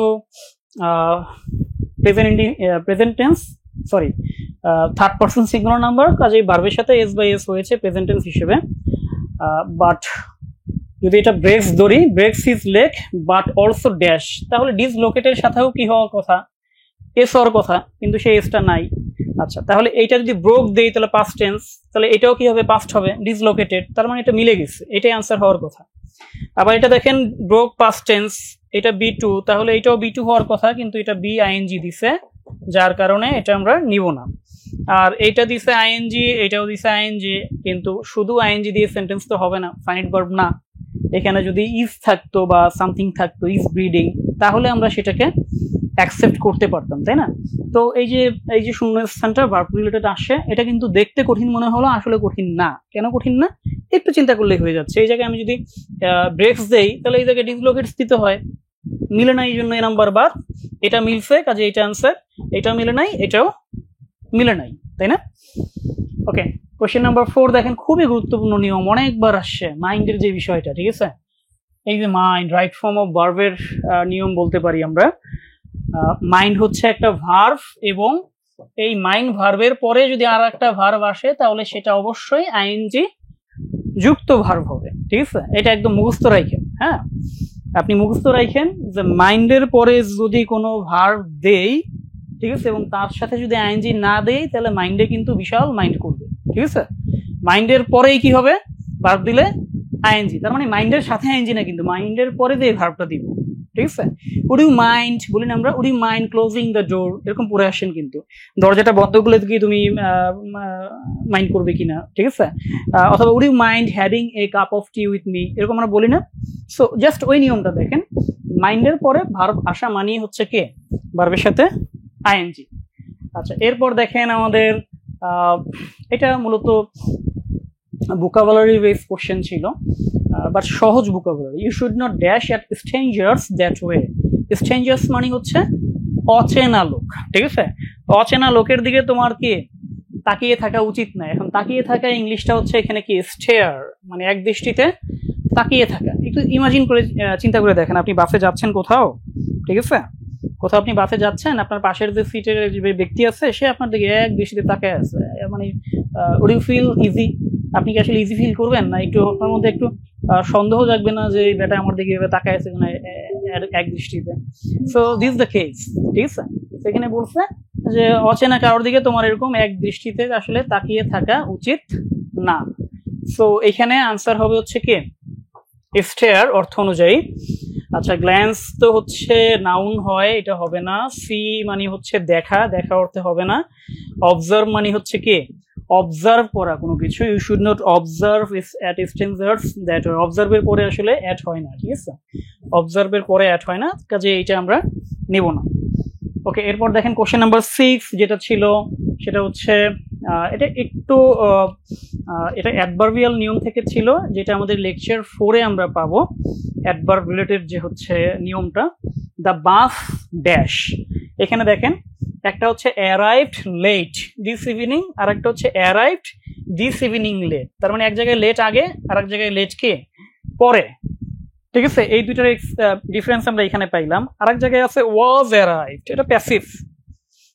আমরা জানি বিভার প্লাস বি3 একসাথে হলেই সেটা কি হয়? প্যাসিভ হয়ে যায়, তাই না? দ্য বাস ওয়াজ অ্যারাইভড, এটা কি হয়? অ্যারাইভ ভার্বটা কি প্যাসিভ হতে পারে? বাসটাকে অ্যারাইভ করানো হলো, পৌঁছানো হলো, নাকি বাসটা পৌঁছলো? স্বাভাবিকভাবে কথা কোনটা আসে? বাসটা পৌঁছলো, তাই না? তো সেই হিসেবে এটা আসলে আসে না। তারপরে যেটা আছে, দ্য বাস হ্যাজ অ্যারাইভড, তাহলে has arrived this evening late, ঠিক আছে? তো এইখানে ঘটনা যেটা, সেটা হচ্ছে অ্যাডভার্বের কয়েকটা প্রকারভেদ আছে। এর মধ্যে একটা হচ্ছে ম্যানার, আর একটা হচ্ছে প্লেস, আর একটা হচ্ছে কি টাইম। এই সিকোয়েন্সটা বজায় রাখতে হয়। এটা আমাদের সংক্ষেপে যেটাকে আমরা কি বলি? এমপিটি, ঠিক আছে? ম্যানার কোনগুলা সেটা বোঝার আগে বাকি দুটো একটু বুঝেন। প্লেস কোনগুলা, যেটা দিয়ে কি বোঝায়? জায়গা বোঝায়। যেমন আপনি যদি বলেন হিয়ার, হ্যাঁ, যদি বলেন এখানে, যদি বলেন সেখানে দেয়ার, অথবা যদি বলেন যে ইন ক্লাস রুম, ঠিক আছে, বা ইন ক্লাস, ক্লাসে, এটাও একটা কি হয়? অ্যাডভার্ব অফ প্লেস হয়। টাইম কোনগুলা? টাইম হচ্ছে মনে করেন টুডে, অথবা মনে করেন হচ্ছে টু নাইট, অথবা এইখানে যেটা আছে দেখেন ইভিনিং, দিস ইভিনিং, এগুলো হচ্ছে কি টাইম। তাহলে আমি যদি এখানে প্লেস এবং টাইম বুঝি, তাহলে ম্যানারটা বোঝা সহজ হয়ে যায়, ঠিক আছে? এই দুইটা বাদে মোটামুটি যা আছে সেগুলো হচ্ছে কি বলতে পারি আমরা? ম্যানার। সব বলা যায় না, তারপরে হচ্ছে বোঝানোর সুবিধার্থে আমরা বলতে পারি প্লেসটা বাদ দিলে যেটা আছে। ম্যানার মানে কোন উপায়ে করা হচ্ছে, সৎভাবে, ভালোভাবে, দেরিতে, তাড়াতাড়ি, আস্তে আস্তে, দ্রুত, এই যে বিষয়গুলো এগুলো হচ্ছে কি ম্যানার। তাহলে আপনারা হয়তো বুঝতে পারছেন এতক্ষণে যে আমার এই দিস ইভিনিংটা হচ্ছে গিয়ে কি টাইম, লেট দেরি করে এটা একটা ম্যানার। তাহলে আমার সিরিয়ালটা ঠিক আছে কিনা দেখেন, প্রথমে এম তারপরে কি টি, এখানে আমার প্লেসটা নাই, কাজে প্লেসটা বাদ যাবে। আর যদি এইটা দেই তাহলে প্রথমে কি আসতেছে, টি আসতেছে, পরে কি আসতেছে, এম আসতেছে। এই যদি এইটা দেই একই ব্যাপার, প্রথমে টি আসতেছে, পরে কি আসতেছে, এম আসতেছে। সো এই সিকোয়েন্সটা বজায় রাখলে আমার কারেক্ট সেন্টেন্স হচ্ছে এ নাম্বারটা, ঠিক আছে, ম্যানার, প্লেস এবং কি টাইম। ওকে, তো কারো কারো মাথায় হয়তো বা প্যাচ লাগতেছে যে অনেক কঠিন কঠিন মনে হচ্ছে মনে হয়, ঠিক আছে, যে এত কিছু পারবো কিনা। হ্যাঁ, ইনশাল্লাহ আপনি পারবেন, কারণ আপনার বড় ভাই আপু যারা ছিল তারা কিন্তু পেরেছে আলহামদুলিল্লাহ, ঠিক আছে। কাজেই আপনিও পারবেন, জাস্ট যেটা দরকার সেটা হচ্ছে কি আপনার একটা ইচ্ছা শক্তি দরকার, ঠিক আছে, যে আপনার ওই পরিশ্রম করার মন মানসিকতাটা থাকা দরকার এবং একটা সহজ কৌশল দরকার, ঠিক আছে। জাস্ট আজকে থেকে মনে রাখেন এমপিটি সিরিয়ালটা, এমপিটি, ঠিক আছে, এই সিরিয়ালটা মনে থাকলে কিন্তু আপনি পারবেন, ঠিক আছে। প্রথমে ম্যানার, তারপর প্লেস, তারপরে কি টাইম। এখানে একটু খেয়াল করে দেখেন, যদি আমার এরকম হয় এম পি টি, মনে করেন আমার একবার ওইখানে তিনটা নাই, শুধু কি আছে টি নাই, এমপি আছে, তাহলে আমার এখানে বাকিটা হবে এম তারপরে কি হবে পি, পি না থাকলে কি হবে এম তারপরে টি, আর এম না থাকলে কি হবে পি তারপরে হচ্ছে টি, ঠিক কিনা, ঠিক আছে। আর যদি তিনটাই থাকে তাহলে এম পি টি এই সিরিয়ালে আসবে। আচ্ছা, তাহলে আমি আপনাদের একটা কোশ্চেন, একটা সেন্টেন্স একটু দেখায় দেখি যে আপনারা ধরতে পারেন কিনা সেন্টেন্সটা কারেক্ট নাকি ইনকারেক্ট, ঠিক আছে, এটা একটু বুঝেন কিনা দেখি। আমি এই জায়গাটা একটা সেন্টেন্স লিখতেছি, আপনি একটু খেয়াল করেন। যেমন দেখেন, the boy works here honestly every day. আচ্ছা, the boy works here honestly every day. তো ফার্স্ট আমরা এখানে অ্যাডভার্ব গুলো একটু আইডেন্টিফাই করি কোনগুলো মূলত এখানে অ্যাডভার্ব ছিল। দেখেন, যেমন হচ্ছে আমি রেড কালার দিয়ে দেখাচ্ছি, এখানে হিয়ার হচ্ছে একটা অ্যাডভার্ব, honestly হচ্ছে একটা অ্যাডভার্ব এবং আরেকটা অ্যাডভার্ব হচ্ছে কি এভরিডে, তাই না? তিনটা অ্যাডভার্ব। এখন আমরা বের করতে পারি কিনা কোনটা কি, দেখেন দেখি। এখানে আমার হিয়ার হচ্ছে গিয়ে কি জায়গা, প্লেস, এভরিডে হচ্ছে টাইম, আর অনেস্টলি হচ্ছে কি ম্যানার। তাহলে আমার কি হইলো পি এম টি, এটা কি হইলো রং? অনেকে অলরেডি আনসার করে ফেলছেন, ওয়াহিদ থ্যাংক ইউ। তামান্না বলছেন কি the boy honestly works here every day, thank you. তার মানে আমার এই এম যেটা, এই এমটা আসলে কোথায় আসবে, এই জায়গাটায় আসবে। The boy works honestly here every day, এই সিরিয়ালটা মেনটেন হবে, ঠিক আছে। সো আমরা যখনই কোনো একটা গ্রামাটিক্যাল রুলস শিখবো, যখন একটা নিয়ম শিখবো, আমরা চেষ্টা করব এক্সাম্পলগুলোকে ভালোভাবে আয়ত্তে আনার জন্য এবং আমরা চেষ্টা করব নিজেরা এক্সাম্পল তৈরি করার জন্য, ঠিক আছে, ওইটাকে ফলো করে নিজেরা এক্সাম্পল তৈরি করার জন্য চেষ্টা করব। তাহলে হবে কি আপনি ওই গ্রামাটিক্যাল রুলসটা আপনি ভুলবেন না। আর যদি জাস্ট এটা করেন, ক্লাসে যা টিচার দেখালো, যে রুলসটা দেখালো সেই রুলসটা মুখস্থ করলেন, টিচারের দেয় এক্সাম্পলটা আপনি পড়লেন, তাহলে আপনি ভুলে যাওয়ার একটা ভালো সম্ভাবনা থাকে, ঠিক আছে। আপনি যখন নিজে এক্সাম্পল তৈরি করতে পারবেন তখন আপনি বুঝবেন যে হ্যাঁ 100% শিওর আমি এই নিয়মটা বুঝেছি এবং আমি ইনশাল্লাহ আর এটা ভুলবো না, ঠিক আছে। তাহলে এবার দেখি আপনারা একটু ক্লাস করার ফাঁকে ফাঁকে আমি যে এক্সাম্পলটা দিলাম, the boy works here honestly every day, এটার বাইরে আপনারা একটা এক্সাম্পল দেন তো দেখি সবাই। যে এমপিটি, প্রথমে ম্যানার দিবেন, তারপর প্লেস দিবেন, তারপরে টাইম দিবেন, দেখি কার এক্সাম্পলটা সবচেয়ে বেশি ভালো হয়, ঠিক আছে। তিশা বলেছেন। আচ্ছা, আপনারা সবাই একটু দেখি একটা একটা করে সবাই সেন্টেন্স লেখেন, যেখানে প্রথমে কি থাকবে ম্যানার থাকবে, তারপরে প্লেস, তারপরে হচ্ছে কি টাইম, ঠিক আছে। ওকে, এরপরে আমরা নেক্সট কোশ্চেনে আসি। নেক্সট কোশ্চেন দেখেন, কোশ্চেন নাম্বার ছিল 7 এবং যেটা ছিল কি থেকে ন্যারেশন থেকে। আমরা কিন্তু তালিকায় দেখেছিলাম যে ন্যারেশন থেকে গত বছর বাদে তার আগ পর্যন্ত প্রতি বছরই কি ছিল আমাদের কোশ্চেন ছিল। মূলত ঢাকা ইউনিভার্সিটি কোশ্চেন করার ক্ষেত্রে আপনাদের একাডেমিক লেভেলে যে গ্রামারগুলো আপনারা পড়ে আসছেন ওগুলোতে গুরুত্ব বেশি দেয়, এবং ওগুলোতে গুরুত্ব বেশি দেওয়ার কারণেই আমরা দেখে আসছি যে ভয়েস ন্যারেশন থেকে রেগুলার কোশ্চেন থাকে, প্রিপোজিশন থেকে রেগুলার কোশ্চেন থাকে। আপনি যেহেতু টেক্সট বুক পড়ে আসার কথা, যদিও আসলে আপনি সেভাবে পড়েন না, বাট ঢাকা ইউনিভার্সিটি তো এক্সপেক্ট করে আপনি অবশ্যই পড়ে আসেন, তো এই জন্য আপনার টেক্সট থেকে রেগুলার কোশ্চেন থাকে এবং ভালো পরিমাণ কোশ্চেন থাকে। বাট দুঃখের বিষয় হচ্ছে আমরা কিন্তু আসলে ইন্টারমিডিয়েট লেভেলে খুব একটা টেক্সট বুক পড়ি না বা খুব একটা খুলি না। অনেকে আছি যে আমরা হয়তো বা 6 মাসও আমরা খুলি না, এরকম আমাদের যে টেক্সটের বিভিন্ন টেস্ট পেপার থাকে অথবা হচ্ছে ওই টেক্সটের জন্য যে হচ্ছে অন্য বই থাকে, ওগুলো হয়তো আমরা পড়ি, ঠিক আছে। বাট এটা কিন্তু আপনার লাগবে। অ্যাডমিশন টেস্ট ইসরাত জাহান একটা সেন্টেন্স লিখেছেন, I study hard. Thank you, আপনারটা ঠিক ছিল। তারপর the rider ride carefully, rides হবে carefully going home yesterday, manner, ঠিক আছে, থ্যাংক ইউ। তারপর my grandfather said that he would have a glass of, এটা তো ম্যানার প্লেস টাইম হলো না, ঠিক আছে। সামিয়া বলতেছেন এক্সাম্পল লিখবেন না, না কমেন্ট পড়ি না, কমেন্ট পড়তেছি। সাইমা লিখছেন সীমা গোয়িং দেয়ার এভরিডে, গোয়িং সেন্টেন্সটা কিন্তু হলো না, সীমা ইজ গোয়িং যদি বলতেন তাহলে হতো। প্রীতম কুমার ঘোষ বলেন he does the work nicely manner in the office at the evening, thank you very much, ঠিক আছে, খুব চমৎকার হয়েছে। জাস্ট একটা ভুল হয়েছে, এট দ্য ইভিনিং হয় না, ইন দ্য ইভিনিং হয়, ঠিক আছে। সময়ের আগে দা থাকলে মানে the evening, the afternoon, the morning এগুলো থাকলে সেটা কি হয়, সেটা হচ্ছে ইন হয়, ঠিক আছে। আচ্ছা, তারপর আব্দুল্লাহ বলেছেন আই প্রে সালাত এভরি ডে কারেক্টলি।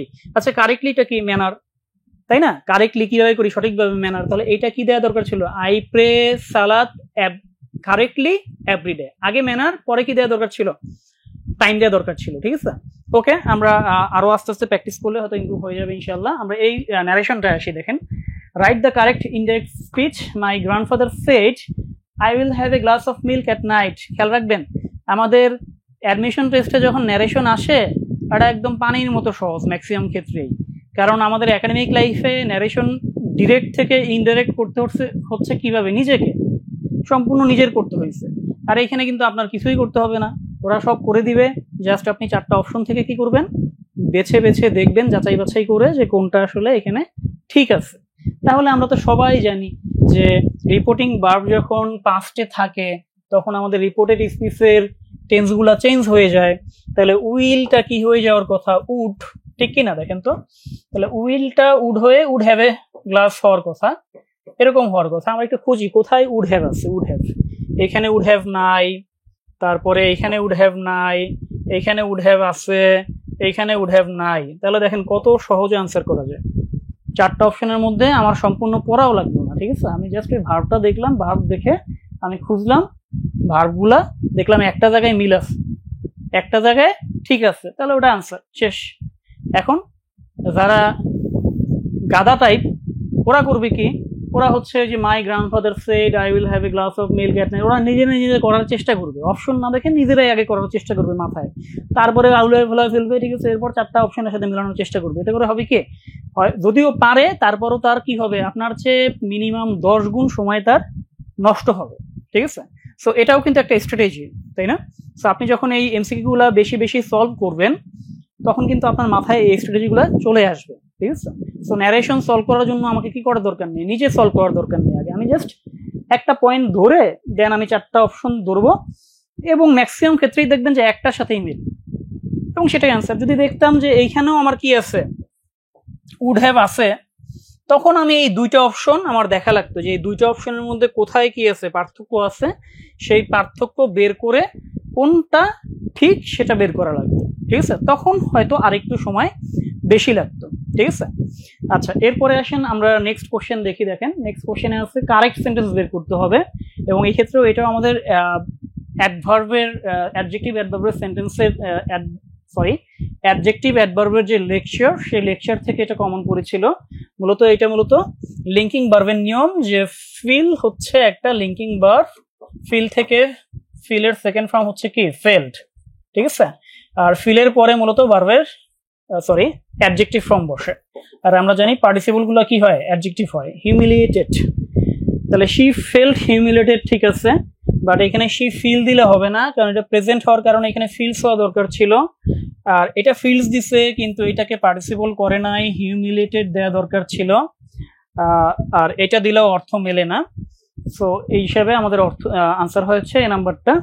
এরপর আসেন কোশ্চেন নাম্বার 9-এ যদি আমরা যাই, এখানে আমরা কি পাচ্ছি, এখানে ভোকাবুলারি বেস কোশ্চেন পাচ্ছি যে because of its global status and colonial history English is often considered to have, মানে এটার একটা বৈশ্বিক একটা স্বীকৃতি এবং হচ্ছে কলোনিয়াল যে একটা হিস্ট্রি আছে, মানে সাম্রাজ্যবাদী যে একটা হিস্ট্রি আছে, এটার কারণে ইংলিশকে কি হিসেবে ধারণা করা হয়, ইংলিশকে ধারণা করা হয় English is often considered to have hegemony. ঠিক আছে, এটা ভোকাবুলারি বেস কোশ্চেন ছিল। আমি বলবো বাকি কোশ্চেনগুলো হচ্ছে একটু অ্যাডভান্স লেভেলের কোশ্চেন ছিল। ঠিক আছে, কারণ হেজিমনি অর্থটা যারা জানি না বুঝি না তাদের জন্য এটা টাফ ছিল। হেজিমনি মানে হচ্ছে যেটা এরকম কিছু বোঝায় যে আপনার একটা নিয়ন্ত্রণ থাকে, কর্তৃত্ব থাকে, অন্যগুলোর উপরে আপনার একটা কর্তৃত্ব থাকে। আমরা নিঃসন্দেহে সবাই মেনে নিব যে ইংলিশের কি আছে, একটা হেজিমনি আছে অল ওভার দ্য ওয়ার্ল্ড। ঠিক আছে, আমরা সবাই জানি যে আমাদের স্টুডেন্টদের মধ্যে, আমাদের ক্লাসমেটদের মধ্যে যে একটু ভালো ইংলিশ পারে সে কিন্তু কি টিচারদের সম্মানটা, টিচারদের স্নেহটাও কি একটু বেশি পায়। আমি যদি আরেকটু ব্রডার লেভেলে যদি আমি চিন্তা করতে চাই জব লেভেলের কথা, একইভাবে যে ভালো ইংলিশ পারবে, যার স্পিকিং খুব ভালো, রাইটিং স্কিলস খুব ভালো, সে খুব দ্রুত জব পাবে। ঠিক আছে, সো এই যে একটা হিজেমনি আছে, এটা নিঃসন্দেহে এই যে আধিপত্যটা, এটাকে অস্বীকার করার কোনো উপায় নেই। আচ্ছা, এরপর দেখেন কোশ্চেন নাম্বার 10, যেটা এখানে বলেছে যে which of the following uses of the preposition but is correct, মানে which of the following uses of the preposition but is correct, এখানে কোন সেন্টেন্সটার মধ্যে বাটের ইউজটা ঠিক আছে প্রিপোজিশন হিসেবে।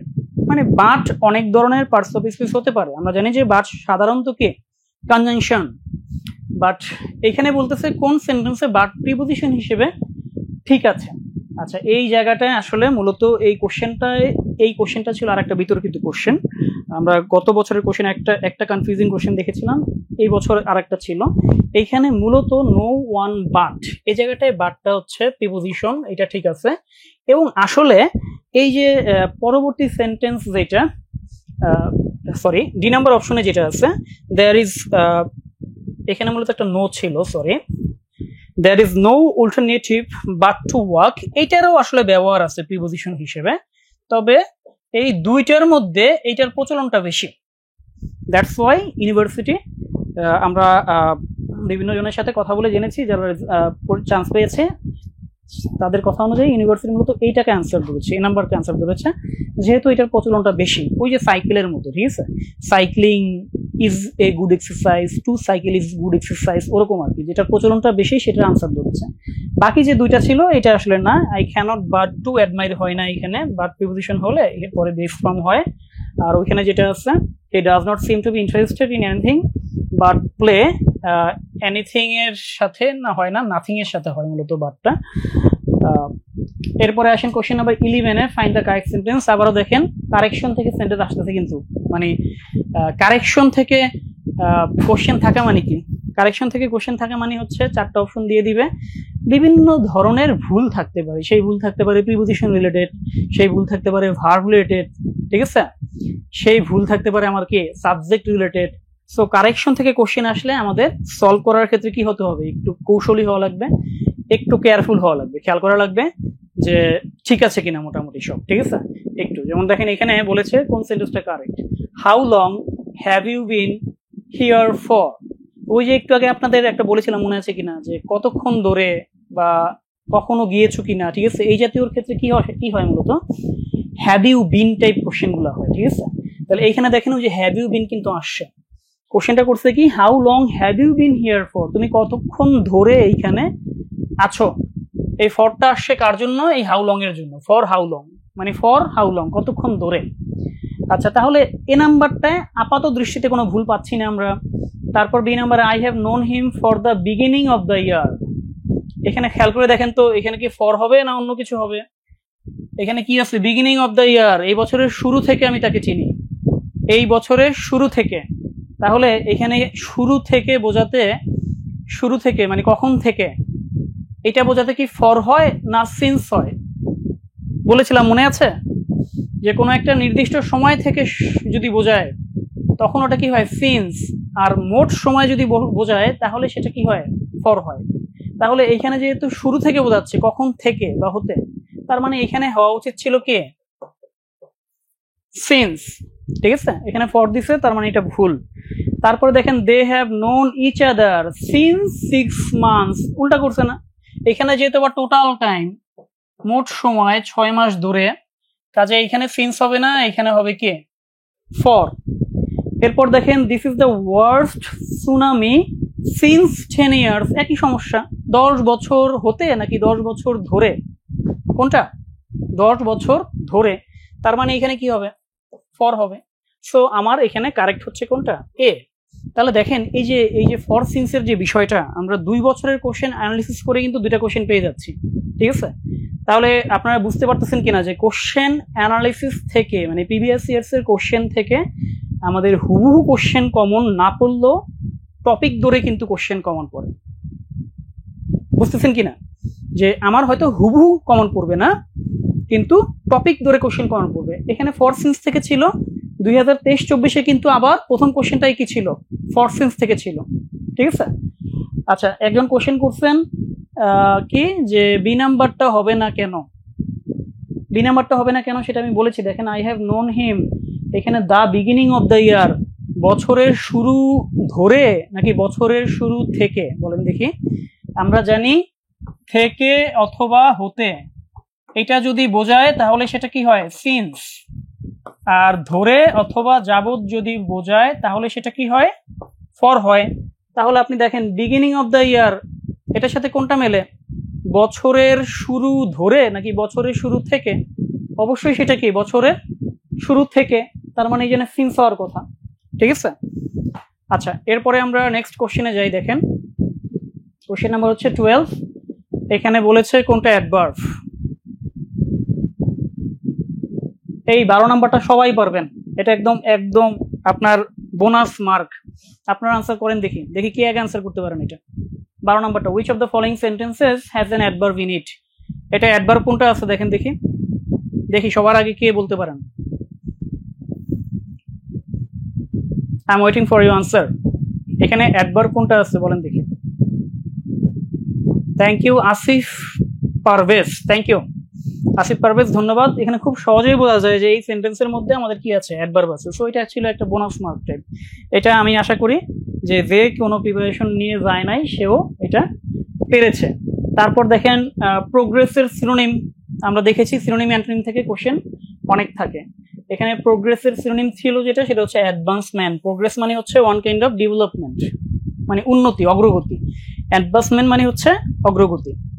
আচ্ছা, মুনতাসিম, তারপর হচ্ছে তামান্না, আর অনেকেই কোশ্চেনের আনসার করেছেন সঠিক, থ্যাংক ইউ। 14 নম্বর দেখেন কারেক্ট স্পেলিং। এই যে এইখানে এই নসি অ্যাওয়ার্ডটা চিনেন কিনা দেখেন, ওই যে টু উইমেন অধ্যায়ের আমাদের দেখেছি যে 2023-24 সেশনেও কিন্তু টু উইমেন অধ্যায় থেকে কোশ্চেন ছিল, তাই না? আর এটাও কিন্তু টু উইমেন অধ্যায় থেকে 15 নম্বর পেজ। আপনার টেক্সটের যাদের কাছে টেক্সট বুক আছে তারা বের করে দেখেন, টেক্সট বুকের 15 নম্বর পেজে যে ভোকাবুলারি লিস্ট দেওয়া আছে ওইখানে এই স্পেলিংটা আছে। কোশ্চেন করেছে যে এখানে কোনটা কারেক্ট, এটাই মূলত কারেক্ট ছিল, ঠিক আছে। আচ্ছা, এরপর দেখেন লাস্ট কোশ্চেন যেটা, এটাও কিন্তু টেক্সট থেকে ছিল কোশ্চেন, ঠিক আছে। এটা হচ্ছে কোত্থেকে ছিল, আই হ্যাভ এ ড্রিম নামক অধ্যায় থেকে। মার্টিন লুথার কিং এর যে হচ্ছে একটা বিখ্যাত ভাষণ আই হ্যাভ এ ড্রিম, ওই ভাষণের অধ্যায় থেকে ছিল। So let freedom ring from the prodigious hilltops of New Hampshire. আমরা জানি যে লেট দিয়ে যদি কোনো সেন্টেন্স শুরু হয়, লেট দিয়ে অথবা ভার্ব দিয়ে, ওটাকে কি বলে ইম্পারেটিভ, তাই না? লেট দিয়ে বা ভার্ব দিয়ে শুরু হলে সেটাকে কি বলে ইম্পারেটিভ। তাহলে এখানে এটা কি ছিল, আমাদের কারেক্ট আনসার ছিল হচ্ছে কি বি নাম্বারটা, ঠিক আছে। এবং এখানে একটা মজার বিষয় দেখেন, এখানেও কিন্তু আমাদের একটা অপশন ছিল কি ডিক্লারেটিভ, ওরা কিন্তু এটাকে অ্যাসার্টিভ বলে নাই।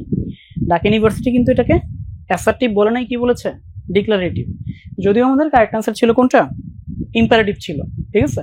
সো আমরা দেখতে পাচ্ছি যে 2022-23 সেশনেও কিন্তু টেক্সট থেকে কোশ্চেন ছিল।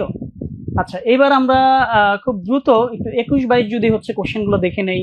দেখেন একটু খেয়াল করেন, প্রথম কোশ্চেনটাই কি থেকে 2021-22-এর প্রথম কোশ্চেনটাই কি থেকে আমাদের প্রিপোজিশন থেকে, ঠিক আছে। তো এখানে আমি আর ডিটেলস আমি সলিউশনে যাব না, আপনাদের দ্রুত হচ্ছে আমি এটা একটু দেখাই নেই। তো প্রিপোজিশন থেকে কোশ্চেন ছিল কনসিলড, এটা মূলত ইন হওয়ার কথা, অ্যাপ্রোপ্রিয়েট প্রিপোজিশন। এরপর দেখেন এটা ছিল মূলত আমাদের প্রোনাউন লেভেলের কোশ্চেন থেকে, এটার আনসারটা ছিল হচ্ছে other than the book shop sells no books other than Bangla French and English, মানে এই বইয়ের দোকানে বাংলা ইংরেজি ফ্রেঞ্চ ছাড়া আর অন্য কোনো বই পাওয়া যায় না, ঠিক আছে। আচ্ছা, এরপর দেখেন question number 3, audiences are attracted by dash advertisement, vocabulary based question, ঠিক আছে। এটা মূলত কালারফুল হওয়ার কথা আনসারটা, যে অডিয়েন্সদেরকে কালারফুল বিভিন্ন অ্যাডভার্টাইজমেন্ট দিয়ে কি করা হয়, ওদেরকে আকৃষ্ট করা হয় এবং ওই প্রোডাক্টটা কেনার জন্য আকৃষ্ট করা হয়। এটা ভোকাবুলারি বেসড কোশ্চেন, যাদের ভোকাবুলারিটা জানা থাকবে তারা পারবেন। এখানে আমাদের এফিশিয়েন্ট অর্থ ছিল কি দক্ষ, তারপর ভিগোরাস মানে হচ্ছে ক্ষিপ্র, খুব তেজি, এরকম কিছু। কালারফুল মানে তো আপনারা জানেন যে কালারফুল মানে হচ্ছে রঙিন, আর অ্যাগ্রেসিভ মানে কি, অ্যাগ্রেসিভ মানেও হচ্ছে অনেকটা তেজি টাইপ, ঠিক আছে, আক্রমণাত্মক এরকম।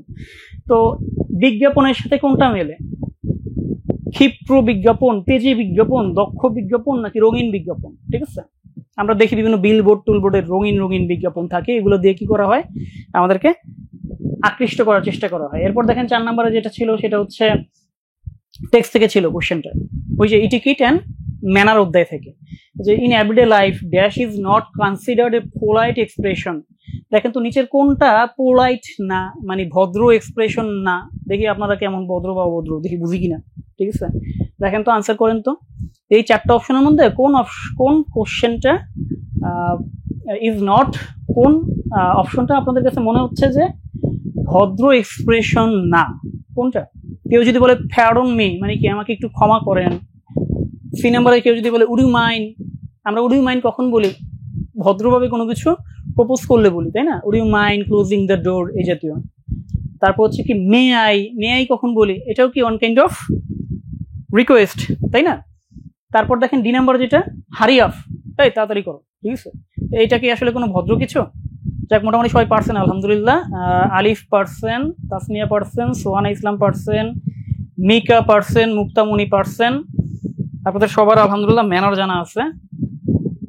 এরপর দেখি 5 নম্বরে যেটা ছিল, দেখেন এটা একটা কমন সেন্সের কোশ্চেন। দেখেন কোশ্চেনটা একটু পড়ার চেষ্টা করি আমরা।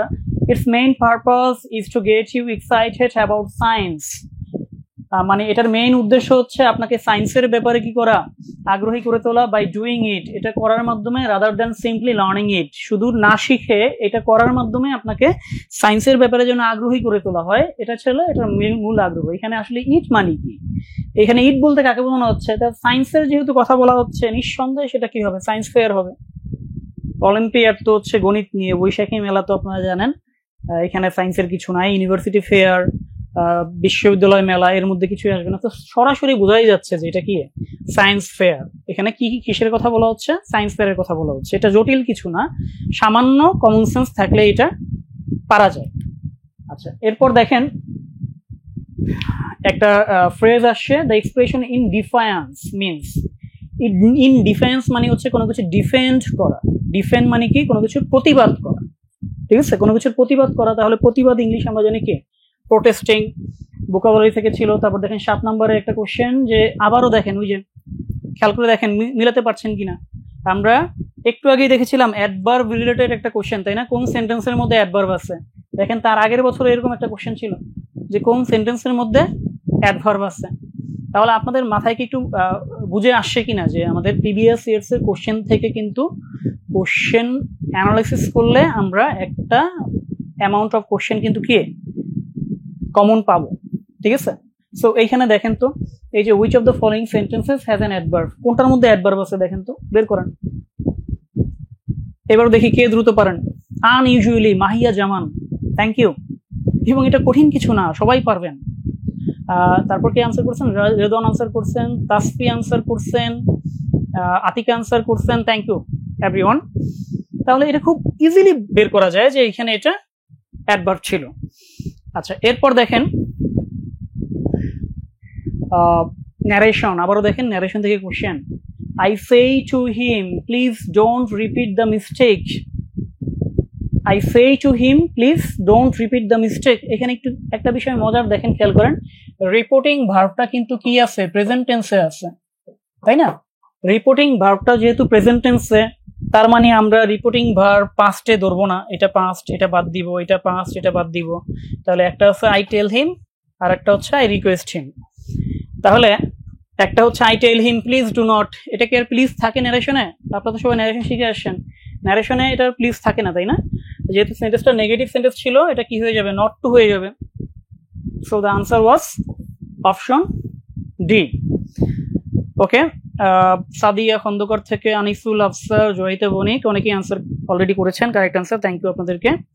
আচ্ছা, এরপরে আসি আমরা নেক্সট কোশ্চেন, দেখেন 9 নম্বর, যেটা আবারও কারেকশন থেকে কোশ্চেন, দেখেন কারেকশন থেকে।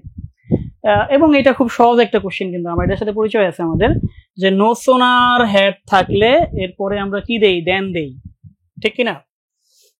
দেন। এখন এইখানেও নো সোনার হ্যাড আছে, এইখানেও দেন আছে, কিন্তু এই দেনটা দেন না, এটা দেন, এটা খেয়াল রাখা লাগবে, ঠিক আছে? এরপর দেখেন নো সোনারের সাথে আমরা সাধারণত ডিড দেই না, আমরা হ্যাড দেই, আর তাছাড়া এইখানেও কি আছে দেখেন, দেন আছে, সো এটাও বাদ। আর এই জায়গায় নো সোনারের সাথে কোনো হ্যাড ট্যাড কিছু দেয় নাই, কাজে এইটা বাদ। তো এইটা পারার জন্য মনে হয় না আপনাদের খুব বেশি পড়াশোনার দরকার আছে, মোটামুটি যতটুকু জ্ঞান আছে ওটা দিয়ে কিন্তু পারা যায়, তাই না? আচ্ছা, এরপর দেখি আমরা কোশ্চেন নাম্বার 10। এই যে আবার সিনোনিম থেকে আসছে, দেখেন, ঠিক আছে? সোশ্যাল, সোশ্যালের সিনোনিম আসলে কি হতে পারে, ঠিক আছে? সোশ্যাল মানে কি, সামাজিক, ঠিক আছে? সামাজিকের সাথে আসলে এইখানে যেগুলো শব্দ আছে এর মধ্যে সবচাইতে এইটা ভালো আসে, সিভিলাইজড, সভ্য, ঠিক আছে? আর অ্যামিকেবল মানে হচ্ছে বন্ধুত্বপূর্ণ, এটাও আসে, তবে এই দুইটার মধ্যে এইটা ভালো আসে, সিভিলাইজড, সোশ্যাল, ঠিক আছে? সোশ্যাল মানে সামাজিক, সভ্য মানে কি, সভ্য, যে হচ্ছে সামাজিকতা যার মধ্যে আছে ওইটাকে। আচ্ছা, এরপর দেখেন আমাদের কোশ্চেন নাম্বার 11 যেটা ছিল, সেটা হচ্ছে রাইট ফর্ম অফ ভার্ব থেকে ছিল, the town where I live is very different now, it dash a lot. আচ্ছা, এখানে কি বলতেছে, অর্থ অনুযায়ী টেন্স চেঞ্জ হবে। দেখেন, যে শহরে আমি বাস করছি এটা এখন অনেক পাল্টে গেছে, এটা অনেক কি হয়ে গেছে, পাল্টে গেছে। তার মানে এটা কি চেঞ্জ হচ্ছে নাকি অলরেডি চেঞ্জ হয়ে গেছে? দেখেন, ও বলতেছে ডিফারেন্ট নাও, যে শহরে বাস করছি সেটা অলরেডি কি ভিন্ন, পাল্টে গেছে। তার মানে কি এটা এখনো চেঞ্জ হচ্ছে নাকি অলরেডি চেঞ্জ হয়ে গেছে? Yasir Arafat, thank you. তারপর হচ্ছে ঈশিতা, মোহাম্মদ সালাউদ্দিন নূর, তাহেরা বিনতে, থ্যাংক ইউ আপনাদের কারেক্ট আনসারের জন্য। আচ্ছা, এর মধ্যে কে যেন দেখেছিলাম একটা অভিযোগ করেছিলেন যে শুধুমাত্র মেয়েদের নাম বলা হচ্ছে। আমি কিন্তু যারা আনসার করছে, যারা চোখের সামনে পড়ছে তাদের সবার নামই বলছি, মেয়েরা আনসার করলে মেয়েদের নাম বলছি, ছেলেরা আনসার করলে ছেলেদের নাম বলছি। যেমন ফাহিম আনসার করছে, এখানে রাহা আফরুজ আনসার করছে, থ্যাংক ইউ। ওকে, তাহলে এটা সাধারণ অনুবাদ জানা থাকলে এটা দিয়ে আনসারটা করা যাচ্ছে। এরপর দেখেন আমাদের the noun form of the word waste, ওয়েস্টের নাউন কি, এটা প্রিভিয়াস কোশ্চেন থেকে মূলত আসছে, এবং এটা আসলে আর একটা কনফিউজিং কোশ্চেন ছিল। কেন কনফিউজিং? কোশ্চেনটা সহজ বাট কনফিউজিং এই কারণে, কারণ ওয়েস্টের নাউন দুইটা, ওয়েস্টেজও হয় ওয়েস্টও হয়, দুইটাই হয়, ঠিক আছে?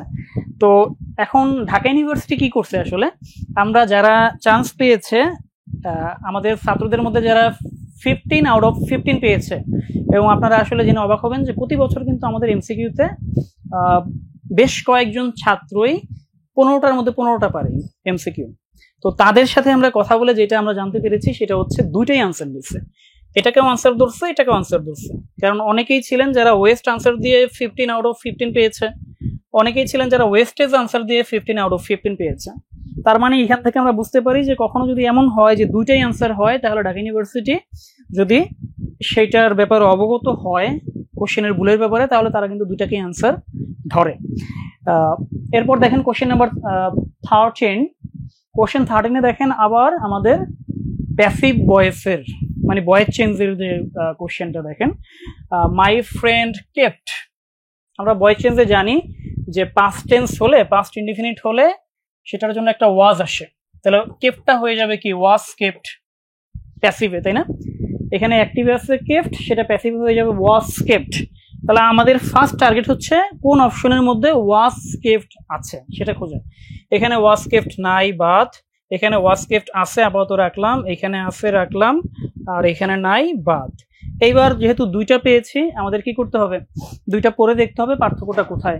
I was kept being waiting, তাহলে বিং দিলে আবার ওয়েটিং দিলে হয় না তো, দুইটা আইএনজি হয়ে গেল। তাহলে আমাদের কারেক্ট আনসার কোনটা, সি। এবং অর্পিতা দাস সহ আনিকা আরাবি, আলহামদুলিল্লাহ। তারপর হচ্ছে মুবাশশিরা, আপনারা অলরেডি আনসার করে ফেলছেন।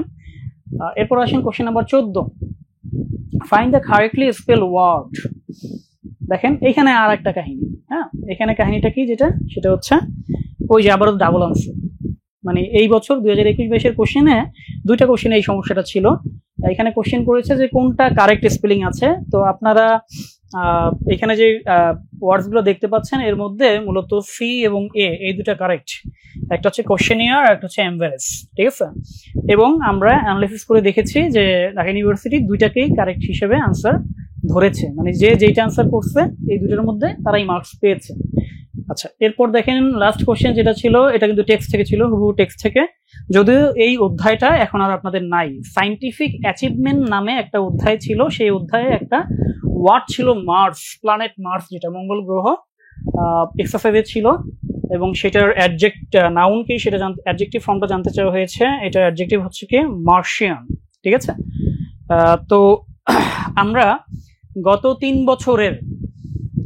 বছরের আমরা কোশ্চেন অ্যানালিসিস দেখলাম, ঠিক আছে। আমরা 15টা করে টোটালি 45টা কোশ্চেন দেখলাম। তো এখন এই এমসিকিউ যে কোশ্চেনগুলো দেখলাম, এখন আপনাদের কি মনে হচ্ছে যে ঢাকা ইউনিভার্সিটির এমসিকিউ কোশ্চেন কি খুব কঠিন হয়, নাকি খুব ইজি হয়, নাকি স্ট্যান্ডার্ড হয় মনে হয়? কি মনে হয় আপনারা একটু কমেন্টে জানান দেখি, যে কি মনে হয় ঢাকা ইউনিভার্সিটির যে কোশ্চেন আমরা গত 3 বছরের দেখলাম, আপনাদের একটু মতামত দেখি যে এখানে কোশ্চেন কি ভেরি ডিফিকাল্ট, নাকি ভেরি ইজি, নাকি শুধু ডিফিকাল্ট, নাকি শুধু ইজি, নাকি স্ট্যান্ডার্ড, কিরকম মনে হচ্ছে, নাকি মিডিয়াম মনে হচ্ছে? আচ্ছা, অপু বলেছেন স্ট্যান্ডার্ড, পারভিন বলেছেন স্ট্যান্ডার্ড, তৌফিক ইসলাম বলছেন ইজি হয়, আরেকজন বলেছেন মোটামুটি ইজি হয়, ম্যাক্সিমাম বলতেছেন স্ট্যান্ডার্ড, খুব কঠিন না বলতেছেন সাদিয়া হোসেন সুরভি, মিডিয়াম বলতেছেন। কেউ কিন্তু খুব বেশি, আমি যে 10 থেকে 15টা কমেন্ট পেলাম, কেউ কিন্তু ডিফিকাল্ট বলেন নাই, ঠিক আছে। এবং আসলেও ডিফিকাল্ট না, আমাদের এক্সপিরিয়েন্সে আমরা যেটা বলবো সেটা হচ্ছে আসলেও খুব বেশি ডিফিকাল্ট হয় না। কারণ কোশ্চেনটা করা হয় কাদের জন্য, এটা একটু বুঝেন। ঢাকা ইউনিভার্সিটির টিচার যারা ভর্তি পরীক্ষায় কোশ্চেনটা করে, তারা কোশ্চেনটা করে কাদের জন্য? আমরা যারা গত 12-13 বছর ধরে পড়িয়ে আসতেছি, বা আমরা যারা ঢাকা ইউনিভার্সিটিতে ইংলিশে অনার্স শেষ করেছি, মাস্টার শেষ করেছি, তাদের জন্য কোশ্চেন করে, নাকি আপনারা যারা মাত্র ইন্টারমিডিয়েট লেভেল শেষ করে এসেছেন তাদের জন্য কোশ্চেন করে? নিশ্চয়ই আপনাদের জন্য কোশ্চেন করে। কাজেই ওনাদের কোশ্চেন করার সময় এই চিন্তাটা নিশ্চয়ই মাথায় থাকে যে আপনাদের লেভেলটা আসলে কোন জায়গায়, ঠিক আছে, আপনাদের লেভেলটা কতটুকু, সেই চিন্তা করেই কোশ্চেন করে। এখানে কিছু কোশ্চেন থাকে একটু কনফিউজিং, কিছু থাকে একটু বেশি হার্ড, কিছু থাকে খুবই ইজি, মিক্স কোশ্চেন থাকে, ঠিক আছে। বাট তারপরও মোটামুটি ইজি বা মোটামুটি অ্যাভারেজ স্ট্যান্ডার্ড কোশ্চেন হওয়া সত্ত্বেও আমাদের কিন্তু একটা বড় অংশ আমরা এই কোশ্চেনে কি করতে পারি না, পাস করতে পারি না। এটার কারণ কি? এটার কারণ হচ্ছে আসলে এই যে 3 মাস বা 4 মাস এই সময়টায় আমাদের যেই কৌশলে পড়াশোনা করা উচিত, আমরা একটা বড় অংশ সেই কৌশলটা অবলম্বন করতে পারি না। পরীক্ষার হলে গিয়ে মাথা উলায় ফেলি, ঠিক আছে। পরীক্ষার হলে গিয়ে সহজ কোশ্চেন দেখেও ভাবে এটা কি আসলেই এত সহজ কোশ্চেন আসছে, নাকি এটার মধ্যে ঝামেলা আছে। এই যে সমস্যাগুলো পড়ি, এই সমস্যায় কারা পড়ি? যাদের হচ্ছে কোশ্চেন অ্যানালিসিস ক্ষমতা কম, যারা প্রিভিয়াস ইয়ার্স এর কোশ্চেন কম দেখেছে, তাদের কাছে এটা মনে হয়। তাদের কাছে একটা কোশ্চেন দেখলে, যেমন আপনাকে যখন কোশ্চেন করা হয়েছে নিচের কোন সেন্টেন্সে অ্যাডভার্ব আছে, আপনি খুব সহজে আনসার করতে পারছেন যে আনহ্যাপিলি, তাই না? বাট ওই যে যার কোশ্চেন অ্যানালিসিসের ক্ষমতা কম, যে হচ্ছে কৌশল অবলম্বন ঠিকভাবে করে নাই, কোশ্চেন ভালোভাবে দেখে নাই, সেই কোশ্চেন দেখলে ভাববে যে এটা কি আসলেই আনহ্যাপিলি, এত সহজ কোশ্চেন কি দাবিতে করছে, নিশ্চয়ই কোনো একটা কাহিনী আছে, ঠিক আছে। এটা দেখতে সহজ মনে হলো, আসলে কি সহজ না, ঠিক আছে। আচ্ছা, তৌফিক ইসলাম কোশ্চেন করছেন টেক্সট বুক কিভাবে পড়বো। হ্যাঁ, আমি আসতেছি এই অংশটায়। আমরা খুব দ্রুত আমাদের ক্লাস শেষ হয়ে যাবে।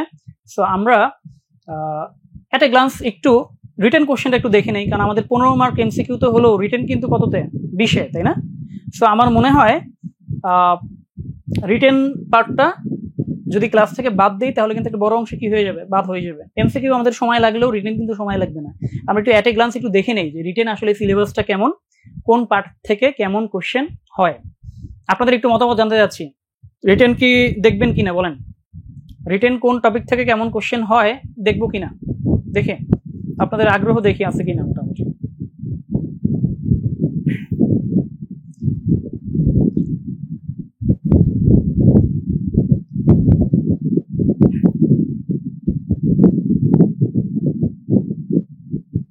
আচ্ছা, সাইমা বলেছেন দেখবেন, আরিফ দেখতে চেয়েছেন, thank you. Yasir Arafat, Sadia, Tahera, thank you আপনাদের। আচ্ছা যাক, আগ্রহ আছে নাকি? তাহলে আমরা রিটেনটা একটু দেখি। এই যে দেখেন, রিটেনে যে টপিকগুলো আমাদের থাকে, খুব বেশি টপিক না। রিটেনে আমাদের ঢাকা ইউনিভার্সিটির সিলেবাসে মোটামুটি 9টা টপিক দেওয়া আছে। দেখেন, সেই 9টা টপিকের মধ্যে আমাদের মোস্ট ইম্পর্টেন্ট টপিক, সবচাইতে গুরুত্বপূর্ণ টপিক হচ্ছে শর্ট প্যারাগ্রাফ। কারণ আমাদের টোটাল যে 20 মার্ক, এই টোটাল 20 মার্কের মধ্যে এই প্যারাগ্রাফেই ক্যারি করছে কত? 10। ঠিক আছে, তার মানে 50% মার্কস কিন্তু প্যারাগ্রাফে চলে আসতেছে। এবং এই ব্যাপারটা দেখেন, এখানে এটা প্রতি বছর আসতেছে, প্যারাগ্রাফটা প্রতি বছর থাকতেছে। সো আমার রিটেনে সবচেয়ে বেশি গুরুত্ব দিতে হবে কিসে? প্যারাগ্রাফে। নোট ইট ডাউন, ঠিক আছে, খেয়াল রাখেন। তাহলে আমার প্যারাগ্রাফে সবচেয়ে বেশি গুরুত্ব দিতে হবে। আমরা একটু পরে কোশ্চেনে গেলে বুঝতে পারবো কি ধরনের প্যারাগ্রাফ আসে, ঠিক আছে। এরপর দেখেন আমাদের সেন্টেন্স মেকিং, যেটা sentence making with given words, মানে ওয়ার্ডস দেয়া থাকবে, শব্দ দেয়া থাকবে, সেটা দিয়ে বাক্য রচনা করতে হবে ইংলিশে, ঠিক আছে। গত 5 বারের মধ্যে 3 বার আসছে এটা। So very very important. এটা যেমন গুরুত্বপূর্ণ খুব, এটাও কে গুরুত্বপূর্ণ একটা টপিক। এরপর দেখেন ট্রান্সফরমেশন অফ সেন্টেন্স, কি লেখা আছে? Not yet. এখন পর্যন্ত এ একবারও ভাগে পায় নাই। এটা ভাগে না পাওয়ার কারণ কি? কারণ হচ্ছে আমাদের এমসিকিউটা আসলে গ্রামার ভিত্তিক। গ্রামার তো এমসিকিউতেই আসে। রিটেনে সাধারণত ঢাকা ইউনিভার্সিটির টিচাররা আর গ্রামারটা টেস্ট করতে চায় না। রিটেনে যেটা টেস্ট করতে চায় সেটা হচ্ছে আপনার রাইটিং স্কিলসটা, আপনার ফ্রি হ্যান্ড রাইটিংটা আসলে কতটুকু, ঠিক আছে। ওকে, তাহলে দেখেন ট্রান্সফরমেশন আসে নাই, সো এটা গুরুত্বপূর্ণ না। ফিল ইন দ্য গ্যাপস কিন্তু আমাদের 2 বার আসছে। ফিল ইন দ্য গ্যাপস আমাদের 2 বার আসছে, ঠিক আছে। এবং এই 2 বারের মধ্যে একবার হুবহু টেক্সট থেকে আসছে, একবার টেক্সটের বাইরে থেকে আসছে। আচ্ছা, এরপর দেখেন আমাদের আরো কিছু টপিক আছে। ট্রান্সলেশন, বাংলা থেকে ইংলিশ, ইংলিশ থেকে বাংলা। এই ট্রান্সলেশন আমাদের ইংলিশে একবারও আসেনি, বাট বাংলায় আসে। মানে সিলেবাস আছে কিসে দেখেন? ইংলিশে, কিন্তু ইংলিশে আসে নাই। আসছে কোন সাবজেক্টে? বাংলায় আসছে। বাংলায় 2 বার আসছে, একবার 2019 সালে আর একবার হচ্ছে 2023 সালে। বাট আমরা এটা এখনো ইংলিশে পাই নাই। বাট এটা না পেলেও যে কোনো সময় চলে আসার মতো, ট্রান্সলেশন আসলেও আসতে পারে, ফেলে দেওয়ার মতো না বিষয়টা। এরপর আসেন দেখেন explanation and analytical questions. Explanation মানে কি? যেটা আপনারা বাংলা প্রথম পত্রে শিখে আসেন, ব্যাখ্যা। অ্যানালিটিক্যাল কোশ্চেন মানে হচ্ছে কোনো কোশ্চেন, রিলেটেড কোনো কোশ্চেন। এটা 2 বার আসছে, 5 বারের মধ্যে 2 বার আসছে, কাজে এটা মোটামুটি গুরুত্বপূর্ণ। এরপরে গিয়ে দেখেন স্টোরি কমপ্লিটিং, এটা একবার আসছে, সেই 2020-21 একবার আসছিল, তারপর আর আসে নাই। এরপর নিচে দেখেন আরো কিছু টপিক আছে, কম্প্রিহেনশন, রিয়ারেন্স, পাংচুয়েশন, একবারও আসে নাই এবং আশা করি এরা কখনো আসবেও না, ঠিক আছে। তার মানে আমরা রিটেন সম্পর্কে মোটামুটি একটা ধারণা পেয়ে গেছি। কি ধারণা পেয়ে গেলাম? আমার রিটেনের সবচাইতে গুরুত্বপূর্ণ টপিক হচ্ছে প্যারাগ্রাফ। তারপরে গুরুত্বপূর্ণ টপিক কি ছিল? প্যারাগ্রাফের পরে আমাদের গুরুত্বপূর্ণ টপিক ছিল হচ্ছে সেন্টেন্স মেকিং, ঠিক আছে। এরপরে ফিল ইন দ্য গ্যাপস, তারপরে গিয়ে হচ্ছে এই যে এক্সপ্লেনেশন অথবা অ্যানালিটিক্যাল কোয়েশ্চেন্স, ঠিক আছে। এবার আমরা একটু সরাসরি কোশ্চেনগুলোতে একটু যাব। দেখেন আমাদের যে প্যারাগ্রাফ আসে, কোশ্চেন আসে, সেগুলো কি আসে দেখেন। 23-24 একটু খেয়াল করেন। 23-24-এ আমাদের যে প্যারাগ্রাফটা আসছে সেটা কি? The importance of good manners. দেখেন তো এই টপিকটা কেউ চেনেন কিনা? আজকেই তো ম্যানার্স নিয়ে আলোচনা করলাম, তাই না? ইম্পর্টেন্স অফ গুড ম্যানার্স কোত্থেকে আসে বলেন দেখি? টেক্সট বুক থেকে নাকি? আমাদের টেক্সটে একটা অধ্যায় আছে কিন্তু, ইটিকেট অ্যান্ড ম্যানার্স। তো আমরা দেখেছি গত 5 বারের রিটেন কোশ্চেনে 3 বারই সরাসরি টেক্সট বুক থেকে আমাদের প্যারাগ্রাফ ছিল। তার মানে টেক্সটের গুরুত্বটা অসীম। টেক্সটের টপিক থেকে আমাদের প্যারাগ্রাফ প্রিপারেশন নিয়ে রাখতে হবে, ঠিক আছে। এখন আমি টেক্সটের জন্য আসলে কি পড়বো, কোত্থেকে আমি এই প্যারাগ্রাফগুলো পাবো, ঠিক আছে। আনসারে আসতেছি। এরপরে দেখেন আর কি আছে, এক্সপ্লেনেশন, একটা প্রভাব, where there is a will there is a way, এটাকে এক্সপ্লেন করতে বলছে। এটা টেক্সটের বাইরে থেকে আসছে। ইচ্ছা থাকলে উপায় হয়, মানে ওটাই ইংলিশে আসছে, জাস্ট এটাকে এক্সপ্লেন করতে বলছে, 5-6টা সেন্টেন্সে এক্সপ্লেন করলেই হচ্ছে, ঠিক আছে। আচ্ছা, এরপরে দেখেন 3 নাম্বার কোশ্চেনে 5 মার্ক, রাইট 5 মিনিংফুল সেন্টেন্সেস। খেয়াল করে দেখেন, এই যে আইসোলেশন, ওই যে আবারও টেক্সট বুকের পেজ নাম্বার 15, 2 উইমেন, 2 মহিলা, ওই 2 মহিলা কিন্তু খুবই গুরুত্বপূর্ণ, ঠিক আছে। ওইখান থেকে বারবার কোশ্চেন আসতেছে, এমসিকিউতে আসতেছে, রিটেনে আসতেছে। এবং ইন্টারেস্টিং বিষয় হচ্ছে এই আইসোলেশন 2 বার আসছে, আইসোলেশন দিয়ে বাক্য রচনা 2 বার আসছে। তারপর দেখেন আমাদের এই যে স্পন্টানিয়াস টেক্সটের ওয়ার্ড, টলারেন্স টেক্সটের ওয়ার্ড, ঠিক আছে। সো এই যে সেন্টেন্স মেকিং এর যে ওয়ার্ডসগুলা, এগুলোও আমাদের 90% ক্ষেত্রে টেক্সট বুক থেকে সরাসরি আসে, ঠিক আছে। সো আমি দেখতে পাচ্ছি এইখানে আমার 10 মার্ক, এইখানে 5টার মধ্যে 3টা ছিল টেক্সট থেকে। তাহলে এই 20 মার্কের মধ্যে দেখেন 20 মার্কের মধ্যে 13 মার্ক ছিল কোত্থেকে, ফ্রম টেক্সট বুক থেকে। ওকে, এবার পরের কোশ্চেনটা দেখি, যেটা 2023-24 তো না, 2022-23 হবে, সরি, ঠিক আছে। এখানে একটু কারেকশন, এটা 2022-23 কোশ্চেন, তার আগের বছরের কোশ্চেন। দেখেন একটু খেয়াল করে দেখেন, tertiary level education in Bangladesh, এই টপিকটা কেউ চেনেন কিনা? এটা কি টেক্সট থেকে কিনা বলেন দেখি।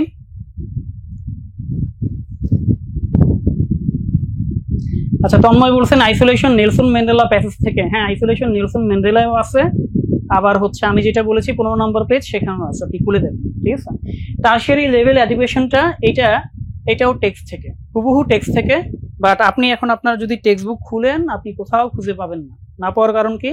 কারণ আপনার টেক্সট বুকটা গত বছরের টেক্সট বুক থেকে, মানে গত সেশন থেকে কিছুটা ভিন্ন, চেঞ্জ করা হয়েছে। আমাদের আগের টেক্সট বুকে হায়ার এডুকেশন নামে একটা অধ্যায় ছিল, যে অধ্যায়টা এখন আর নাই, ঠিক আছে। সো ওইটা টারশিয়ারি, ওই হায়ার এডুকেশনে টারশিয়ারি লেভেল এডুকেশনটা হুবহু ছিল। সো ওই টপিক থেকে হুবহু কমন ছিল।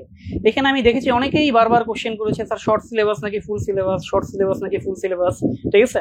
তাদের জন্য বলবো, এই যে টারশিয়ারি লেভেল এডুকেশন যেটা আসছিল প্যারাগ্রাফ 10 মার্ক, এটা কিন্তু শর্ট সিলেবাস থেকে ছিল না, এটা শর্ট সিলেবাসের বাইরে থেকে ছিল। কাজেই আমার পরামর্শ হচ্ছে, ঢাকা ইউনিভার্সিটির জন্য যদি আপনি প্রিপারেশন নেন, তাহলে you should not take any risk. কোনো রিস্ক নেওয়া উচিত হবে না। আপনি শুধু শর্ট সিলেবাসের উপর প্রিপারেশন নিয়েন না। আপনি যেটা করবেন সেটা হচ্ছে শর্ট সিলেবাসকে আগে শেষ করবেন এবং পরে বাকিটাও শেষ করবেন। যদিও ঢাকা ইউনিভার্সিটি প্রতিবারই বলে যে আমরা শর্ট সিলেবাসে পরীক্ষা নিব, বাট তারা প্রায় হচ্ছে তাদের এই কমিটমেন্ট কিন্তু রাখে না, ঠিক আছে।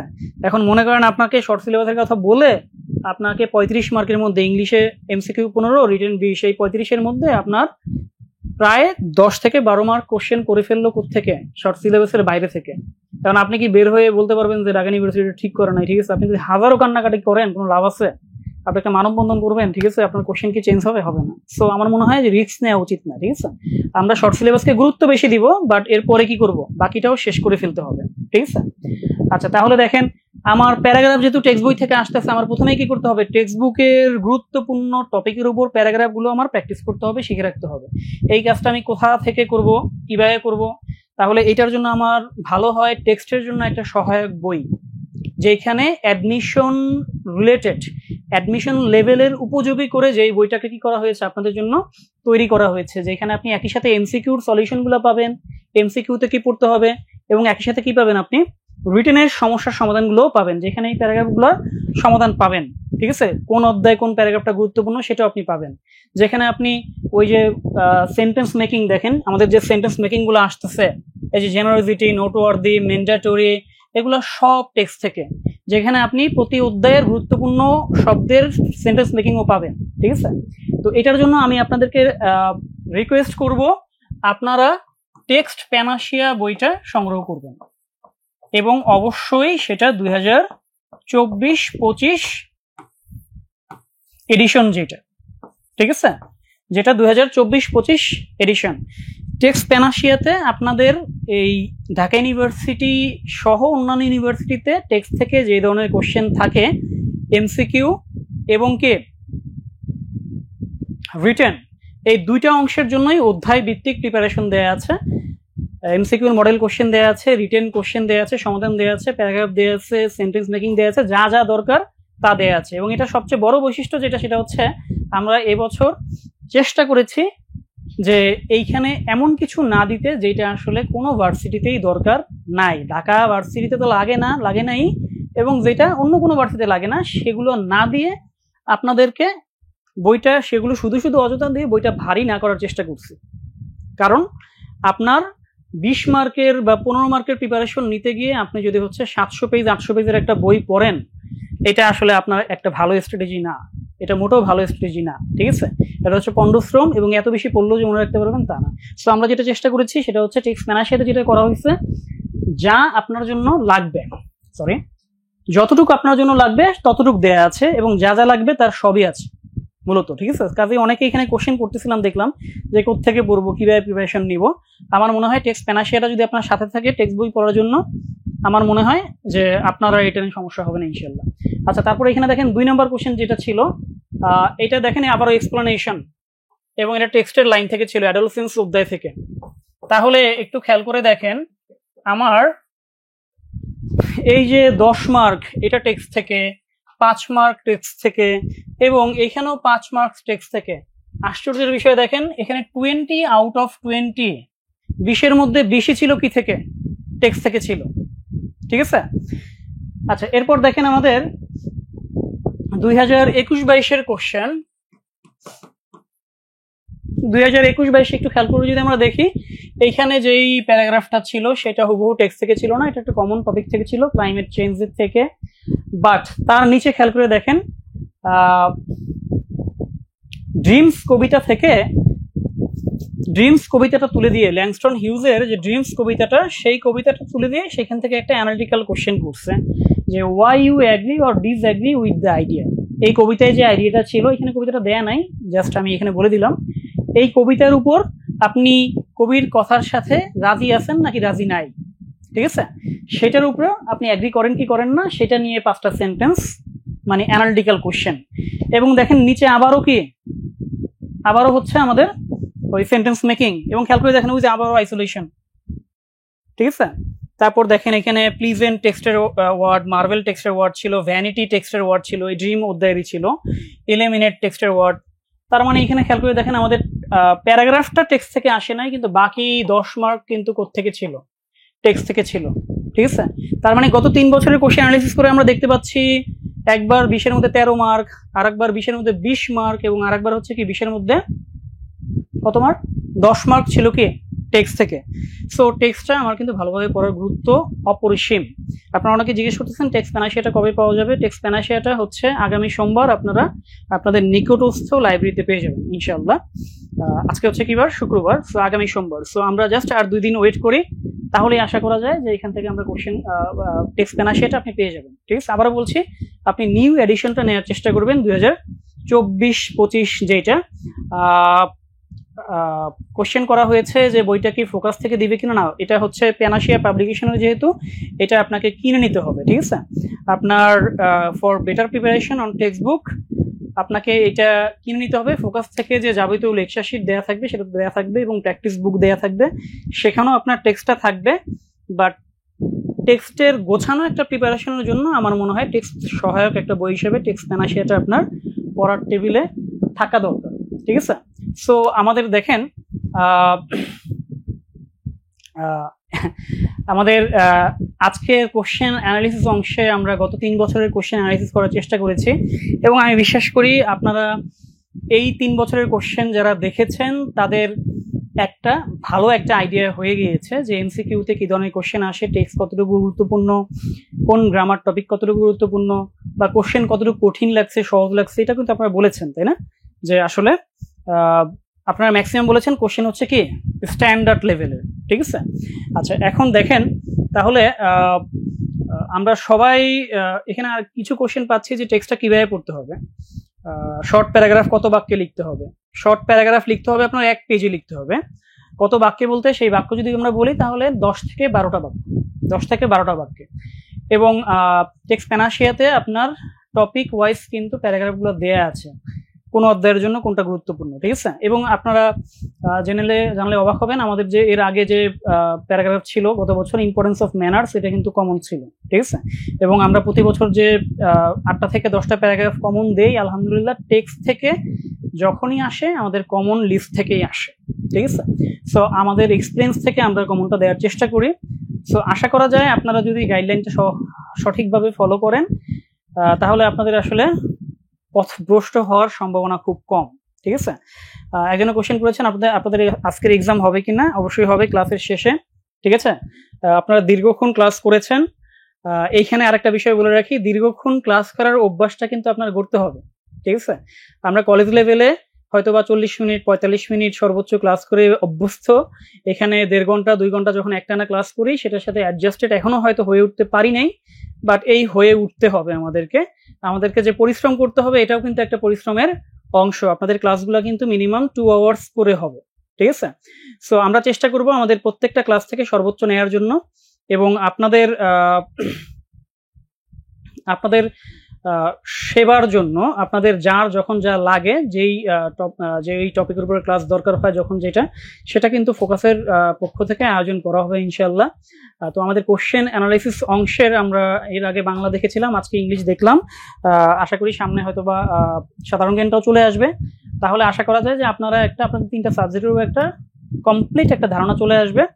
এবং আপনারা নিজেরাও চেষ্টা করবেন, আমার একটা পরামর্শ থাকবে, আপনারা নিজেরাও চেষ্টা করবেন প্রশ্ন ব্যাংক, এরকম একটা প্রশ্ন ব্যাংক আমি আপনাদের দেখাচ্ছি, দেখছেন কিনা, এরকম একটা প্রশ্ন ব্যাংক সংগ্রহ করার চেষ্টা করবেন। আপনারা যারা ফোকাসে ভর্তি হয়েছেন অলরেডি সবাই কিন্তু একটা করে পেয়ে গিয়েছেন, এটা কিনতে হবে না, ঠিক আছে, এটা ফোকাস থেকেই দেওয়া হচ্ছে। তো এই প্রশ্ন ব্যাংকটা আপনারা একটু পড়ার চেষ্টা করবেন যে বিগত বছরগুলোতে কেমন কোশ্চেন ছিল। এই প্রশ্ন ব্যাংকে কিন্তু আপনার ব্যাখ্যা সহ আনসার দেয়া আছে, কোনটা টেক্সট থেকে কোনটা টেক্সটের বাইরে থেকে সেটা বলা আছে। সো এইটা দেখলেও আপনি অনেকটা আইডিয়া পেয়ে যাবেন। সো এই মুহূর্তে আপনি গড়গড় করে অনেক কিছু মুখস্থ করতে যান না, অনেক কিছু পড়তে যান না, এখন জানার চেষ্টা করেন পরীক্ষা পদ্ধতি সম্পর্কে, পরীক্ষার মার্কস সম্পর্কে, পরীক্ষার সিলেবাস সম্পর্কে, পরীক্ষার কোশ্চেন প্যাটার্ন সম্পর্কে বেশি বেশি জানার চেষ্টা করেন, ঠিক আছে। আপনি না জেনে শিখতে নামলে ওই শেখাটা কি হবে, বিফল হবে, ঠিক আছে। কাজেই আগে ভালোভাবে জানেন যে কি শিখতে হবে এবং কি বাদ দিতে হবে, তারপরে আপনি মাঠে নামেন, তাহলে আপনার জন্য আপনার মাঠের পরিবেশটা আপনার অনুকূলে আসবে। এবং দেখবেন যে আসলে যতটা কঠিন বলেছিল অনেকে, আমাদের অনেক বড় ভাই বোনরা আছে যারা অনেক ভয় দেখায় আমাদের যে ঢাকা ইউনিভার্সিটি প্রিপারেশন অনেক কঠিন, এই সেই হাবিজাবি, ঠিক আছে। আপনি যদি আমি যেভাবে বলেছি সেভাবে যদি নামেন তাহলে দেখবেন যে আসলে ততটা কঠিন না, ঠিক আছে। সবাইকে ধন্যবাদ। আমি আজকে ক্লাস শেষ করছি এখানে। সবাই ভালো থাকবেন, দোয়া করবেন আমার জন্য। আসসালামু আলাইকুম ওয়া রাহমাতুল্লাহি ওয়া বারাকাতুহু।